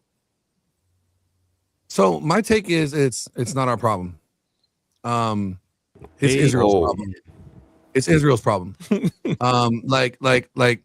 I look at it is like, okay, I know all of us have been in a fist fight before with somebody. Our friends knew who we were going to get in a fist fight with. Yeah. Your friends did not fight your fights for you. They would watch your back, make sure that nobody jumps Right. in. And if you don't fight it, right, he ain't even gonna fight it. If you guys He ain't gonna fight it. He gonna fight your fight for you. Yeah. So what it is like, this is an Israel problem, right? Not my problem, right? So Israel, handle your business. If you can't handle your business, that they kick your ass, well then, you know what? We'll make sure they don't destroy you. Okay, we'll make sure that you still got your sovereign little your strip of land. But like, I'm not into nation building, because here's the thing. If back in the day, if one tribe or one country conquered another country, they took all over the country. They just expanded their reach in that country. All right, they just did like, okay, if France took over Spain, now that's France. Spain right. is New France, damn it. It's France, right? That's how things were done back in the day. You don't take out a leader and destroy like this. Yeah, what is that? Just to let them build someone else up later. Like, no, you either take it and you own it and you claim it and just, okay, this is now ours, and we're gonna make these people our people, and we're gonna extract all these resources that we can and put them on our market, whatever. Or you don't get involved. Either you're in it for the committed all the way through the end, or don't get involved. It might be some logic there, yo. I mean, it's just like, I don't like the nation building. This is kind of, okay, so the nation building, right? That's the concept, right? If you're talking about stay there and rebuild up, the answer is obviously no, right? However, according to what's going on within Venezuela currently, right, we're not doing that because we've kind of subcontracted that out. UK has actually got a think tank that's dealing with the management, right? Think of this in concepts of colonization, globally speaking, right? Most of the French colonies are utter failures in some weird format or another. However, most of the good portion of the English colonies, they still stand, right? It's one of the weird shifts that we've had now that we're kind of pushing that over, at least currently, as a think tank. UK is heavily involved within Venezuela. If we're talking about nation building, right? We're just basically the strong arm. They're the heads that are going to micromanage, effectively speaking, right? However, when we talk about the concepts of threat, right, it's not just the military, right? It's not the idea that there's some group of people that want to fucking cause harm to whatever, right? There's also the idea that we've got businesses internationally speaking, right? Whether it's oil trade, whether it's arms trade, whether it's technology trade, right? Where these groups of people are ultimately causing complete chaos wherever they can. So the idea that they're not going to be a problem is, ultimately speaking, everything is a problem. Every regime is going to eventually become an enemy if it's the case that their interests don't generally align with us. Yeah. So if we don't get involved, right, it's a problem. And if we do get involved, it's ultimately eventually going to become a problem, right? It's just pick your poison is really what it boils down to. So we're going to get involved. To what degree? Boots on the ground's not even really an option in Iran. If you've ever looked at Tehran, right, there's just miles Hey, and Josh, miles Josh, of tunnels underneath it. is this a possibility that getting involved means nothing military? You know, you'd have got in their minds and hearts beforehand. You'd have been smart enough to ally them. That's the getting Oh, involved. like you'd trying be to pulling win, up. win the hearts and minds of them. Hearts Like and win- minds. That's getting involved. Still, you say you got to get involved. Well, Joe. Yeah. Hey, Joe, if you really want the answer to that question, is that possible? You got to answer Mandrill. That's what Mandrill did. That's what the Green Berets do. The Green Berets go in and they destabilize countries to a point that they're no longer functional or some shit like that. That's their fucking mission. So, hey, Mandrill, is it possible to do some shit like that in Iran?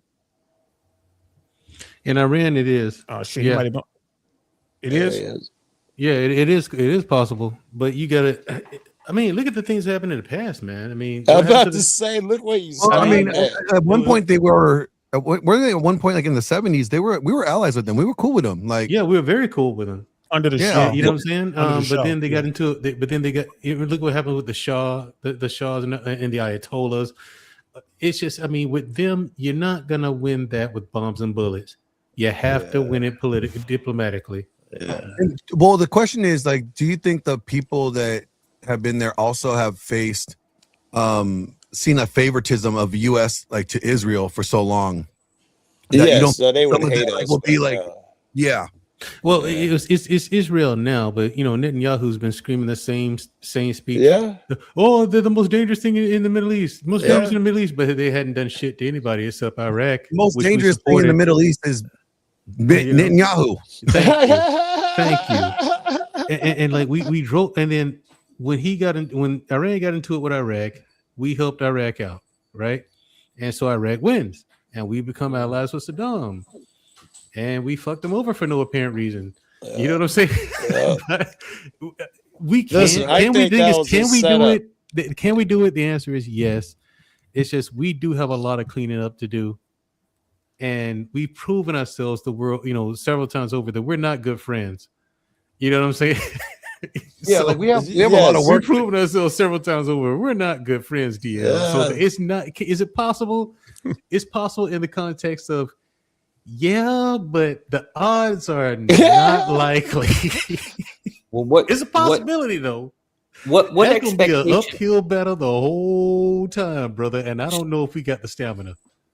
Somebody clarify what they mean by like friends, right? Because as far as I can ever tell, we're just business alliances, right? Well, what's good for business is what we consider some type of partnership of trade, right? But the idea of friendship, like as we use it within like who we're going to be loyal to, right? That ultimately is just highly relative to the situation. All right, Well, so I let me think ask- I might. let me ask Let me this get. I question think I then. might back up Josh's point here. If it's going to be a true friendship, it must be based on things like trust, honesty, and those type of things. They can't just be I'm going to ally with you because. So if it's going to be real friends, it must be because you had the same moral system or something like that. So to think what country we have that with, or do any countries have it? I don't even know if it's a thing. No, we're the allies that we do have. We have aligned interests, and we share some values, and that's about it. My problem, one of my biggest problems with are cozying up with Israel is that there's never, and I mean never, been a formal alliance signed between the United States and Israel. Never. There's one with the UK. There's one with fucking Canada, Mexico. Yep. And this is why I mentioned like the problem that I have with it. It's based off of this, like, you have to understand this is where like the religious aspect does like filter into the politics, right? Because back when Israel, the secular state of Israel, 1948 became a thing, America was all behind it, right? And there was this like, we have to, as Christians, it's the Holy Land. Jesus came from Israel. We have to bless Israel if we want God to bless us. Like when it comes to that aspect, right? Like, you know, it's like that was the narrative that was preached. I've heard people say it. Yeah, modernly, yeah. So you got to think about it. Since then, and that's like you got to figure like Billy Graham's era, all the way until now, it's been the same rhetoric that has been sold as gospel. Like our geopolitics was like indoctrinated in theology and the bad theology, and that's kind of what been, you know, the beast gave power to the dragon. Exactly. That's why we just kind of like always kind of like back them up, even when they did something wrong. Because when you get to the point where you're like, what they doing in Gaza, is that righteous? Is that a righteous way to do things? Is that is that bad? Are they breaking any like rules of engagement? Like are they? Yes, they are. Yeah, they are. So, I've seen them blow up a hospital full of people and children. Well, so then like then you have to get to the point to where it's like, why are we being blinded by all this nonsense? Then why are we letting this shit go? If we would not let any other nation get away with this, we can't. Even if it's our friends, even if our friends are something bad, we don't let that go slide. We either you talk to them behind the closed doors and non-public, but you still deal with it. You don't let that shit slide. So why are we letting that we're blowing up a guy for smuggling drugs? And we're letting this go. That's too convenient for me to fucking believe. You know, I don't know if that's really a fair assessment. So, guys, hey guys, real quick. Hold on, you guys. I think Dale wants to. Go ahead. Real quick. Let me jump in here real quick, and then Josh, we'll let you jump in. Just real quick. If you're on, I really want to know podcast. If you're on my side, I just dropped a link to Glenn's channel. Jump over to Glenn's channel because I'm gonna have to get out of here in about 9 minutes or so. So jump over to Glenn's channel because we're going to continue the conversation. I'm sorry, guys. I got to be at school early in the morning. I got a meeting with counselor, you know, daddy stuff. Y'all know what it is. But we've been holding a good conversation for waiting for you to leave anyway, man. We've been holding the adult and the heavy stuff just waiting for you to leave. Yeah, I got to hit on a little bit. So brother Josh, what were you saying? What were you saying, brother Josh? Go ahead. I kind of fundamentally want to disagree on the Palestinian concept. So within the last, I guess like 70 years, right? Palestinians have been offered through countless other third-party interactions have been offered peace deals, settlements, right? Yeah, you looked at some, right? That shit is fuck, yo. They have always selected the process of we want all or nothing. The deals, look into the deals. I know you have. They were horrible for the Palestinians. Israel came up with it. Don't you expect it to be horrible? Of course, right? And I'll concede that I probably dislike the way they do it, right? But dealing with Palestine was never easy. They were always selecting the process of we're either going to get it all or nothing, right? So it's just inevitably it's going to end up this way as to conflict. And to be fair, right? I don't know if that's too much to ask. I think every country wants all of their own shit. I don't think they're asking a whole lot. Well, okay. So imagine the same concept within the United States, right? I'm a big fan of globalization. I have no problem with colonization. No problem. You can't manage your shit. We'll come in, kick ass. We can take over shit. We just get to own it, right? But in doing so, once you choose this path of all or nothing, it's inevitable you're going to face conflict. And if you pick an adversary... Why does Israel get a say anyway in Palestinian affairs? Because they are fucking undefeated. Israel has had time and beat everybody ass. Yes, and we're not talking about... Hold on. Question is it because Israel beat everybody's ass, or is it because Big Daddy, Big brother. Israel everybody's has ass. absolutely faced adversaries in record numbers. They've been invaded twice by more than 5+ other countries at the same fucking time, and then still came out on top, and then did a land grab afterward, right? They're not exactly. It's either the case that Israel's badasses or everybody that fought them were complete morons. That one, the latter. In your Could be, argument, right? It was the latter. that Well, I your mean, like they argument- are a bunch of inbreds over there. Like they're like fucking the cousins and shit. So. Right. Man, And it don't could be be the talking case about- that Don't be talking about Tennessee like that, bro. Oh, you talking about? well, like it could be the case. Josh, Right? if your argument is that Israel should get a piece of Palestine because they're strong enough to take it, then the next logical step is that Russia gets a piece, U.S. gets a piece. That's not logical. then. I mean, if the only metric is because Israel can take it and they're undefeated, that's the only argument you've given me so far. Absolutely not, right? So it's just basically a selection of two sides, right? So if you talk like in the concept of Palestine, right? Just think old Palestine, right? Yeah. If you're talking about the concept of who we can do business with, wasn't them, but we can have Who fucking cares? awesome trade deals. What's that got to do with anything? We Well, said give them because their the sovereignty. concept is, who do you want to have a business trade with? Do you want Palestine or do you want Israel? Who you want to do business with? I want to do I'll business take with whoever Israel. doesn't want to kill me. Well, Israel Israelis don't currently, really want to kill us unless you were on a liberty. Other than that, they don't want to kill us. No, because we But let they me benefit do from this. us. Let me do The this. second Let me they get get my a final chance, they thoughts in it will. because I gotta. All right.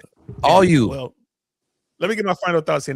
Damn, he gave me a one shot and everything. This has been an amazing conversation. Shout out to all my day ones and everybody who was in the chat on my side and on Glenn's side. You know, shout out to brother Josh. First time getting to talk to you. I think great conversation, bro. You sound familiar though, brother Josh. Have we ever been on a panel together? Maybe on someone else's platform. You went to the Maybe Klan not, but rally. Here are my thoughts on what's going on in Israel. yeah, you and I haven't personally Here- spoke. I'm known because I'm a No, supremacist. I wasn't sure, but hey, He's well, not that's wrong. cool. I'm I a mean, supremacist. bro, we can talk. We'll get Oh there. yeah. You would have We'll run get into there. me We'll on. get there. I wouldn't mind having that conversation with you. But go ahead. No. That's on Keep you, going. pimp. I would have It's run all into you. you in those circles. So, all right, here's the deal.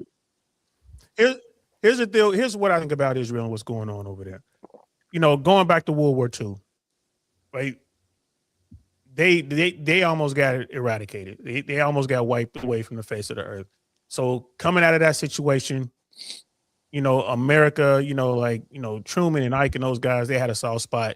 They picked this spot to put these folks. And I ain't gonna lie, I don't believe that they thought they were gonna survive. They put them over there thinking, you know, here's a place to go. I don't think they did it thinking they're not gonna survive, but they did. Not only did they survive, they thrived. And man, when you talk about just on some warrior shit, I don't know if anybody can fight like the Israelis can. Like, to do what they have done over the decades is incredible. So I ain't mad. Like, dude, they're over there. They're able to hold on to it. They're fighting. They've expanded. They run that shit. Now, what they're doing to the Palestinians, and keeping it 100, definitely war crimes, definitely genocide, all that negative shit. They are doing that. We should not allow them to do that as America. We don't let other people do it. We shouldn't let them get away with it. But we need that foothold in the Middle East. We need that stability that the Israelis are the boogeyman of the Middle East. Like, boy, you fuck up enough, America just like, we're gonna send Mossad and we're gonna end this shit right now. America ain't got to do it. So they ain't going nowhere. We're gonna always support them. You know, how does that end? I don't know. America could have I don't know, but I just charmed them. don't see. Well, I do know how that ends. Well, but again, I agree with Josh. I don't agree about the supremacy part, but I come over there and do some shit. You know, shit is ours now. You have to cut it in. It's like dealing with the mob at that point. Y'all gonna have to give us Right, a little that's something. You're gonna have to Josh's wet our point. beak on this, bro. I need an Yeah, that's envelope. Josh's You know what I mean? point, That's how yeah. America should be. We come in there. I need an envelope, bro. So that's how we should do it. I think what we did in Venezuela was wrong, but necessary. Everything that Mandrill said, I agree with. And this was a good conversation, fellas, man. Appreciate It y'all. was. Glenn, You and thanks, Glenn man. did good Thanks. together, by Thanks the for way. bringing this was a good conversation. We need to have more of these conversations. You know, like sorry, these are I gotta conversations- go. Yeah. Oh, we gonna do some more, right? We got plenty. Oh yeah, You got to We're gonna do now. some more I of think these. you got obligated. So I look now, forward to yeah. talking to you guys. I look forward to seeing you guys. Be safe, be good, handle your business. Josh, I look forward to talking to. I want to talk about the white supremacy shit, bro. I want to talk about it. Yeah, I was thinking the same thing I just wanna right learn. now, That's the DL. name I of was my like, you know what? I platform. want to really hear wanna more know. about that. Well, you know what, Mandrell? You know I me, want to right? hear I about that, know bro. you over there at Arshawn's channel. Well, man. I DL, see you could always sometimes. just watch it on your phone as you're falling asleep because I'm pretty sure we're about to get into it because it's probably gonna get brought up. Damn. I'm gonna watch it on Team Replay. Hey, Josh, hit me up, man. I'm serious, man. I want to bring you on my platform. I want to hear. Drop I want to your, hear about it, man. Like, it is what Josh, it is. I could give you his. I could give you his. Oh, I don't got his email. I was just got gonna his say I phone number, see but- Josh Give him all my the shit. time. Yeah. You want me to send you your number? You want me to give him your number? I got your number. I don't got like your email. Send me the Instagram because I'm hitting on Okay, it. okay, Yeah, you can okay. send Yeah, me I'll give him my that. number and the Instagram. I don't my have number, my Instagram, Instagram. I'm but on I've got WhatsApp. Lowe's phone number. Yeah. Oh, get my number then, and I'm on Okay. Telegram, all that good shit. Get my number. Okay, I'll get. 'Cause, and then it'll be I'll me, give him you, your hey Josh, it'll be me, you, and Mandrell. I think You that'll be wanna a hear good the Yeah, funny conversation. part, shit, DL? now I actually know Mandrell. We go back from this might be risky and CTs. There's a lot of places that we run into.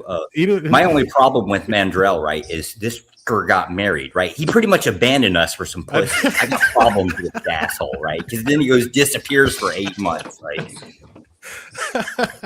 That's true. I knock all my chess pieces down. What's up, Mandrell? I thought bros before hoes. Whatever happened to that shit, right? Hey, you know what? Your bro was up in a hoe. Okay, Yeah. how about like That's what happened. Not a hoe, not a hoe. Hold on. No, let me not disrespect the man's woman. Okay, he was in a woman. He was handling business. You're not gonna be mad at your man for conquering. No, I'm not gonna go out there and be like, "Look, I see you out there on a mission. You're out there conquering. You're slaying it." Bullshit. I can absolutely hate on his old lady because we lost a fucking decent guy on panel because he just. Yes, I'm blaming her. So you say Sorry, you're pointing- Mandrell. pointing All your right, finger all right. like, we lost a good one. We lost a good one that day. On that note, Yes. I'm out of here, guys. I done messed up my Easy, set. I done baby. knocked down all my chess pieces behind that shit. I gotta go, guys. Hey, That's if you're how on you my know you channel, had a jump over good to Glenn's time, channel, baby. guy. Hey, this All was right, fun. all If you on my channel, guys, jump over to Glenn's channel and continue with this, man. I'm out of here. I appreciate y'all, man. I'm DL Saint. I really want to know podcast. We'll be back. Peace. Easy, Good night, DL. gentlemen. It's a pleasure. Have a good night, DL.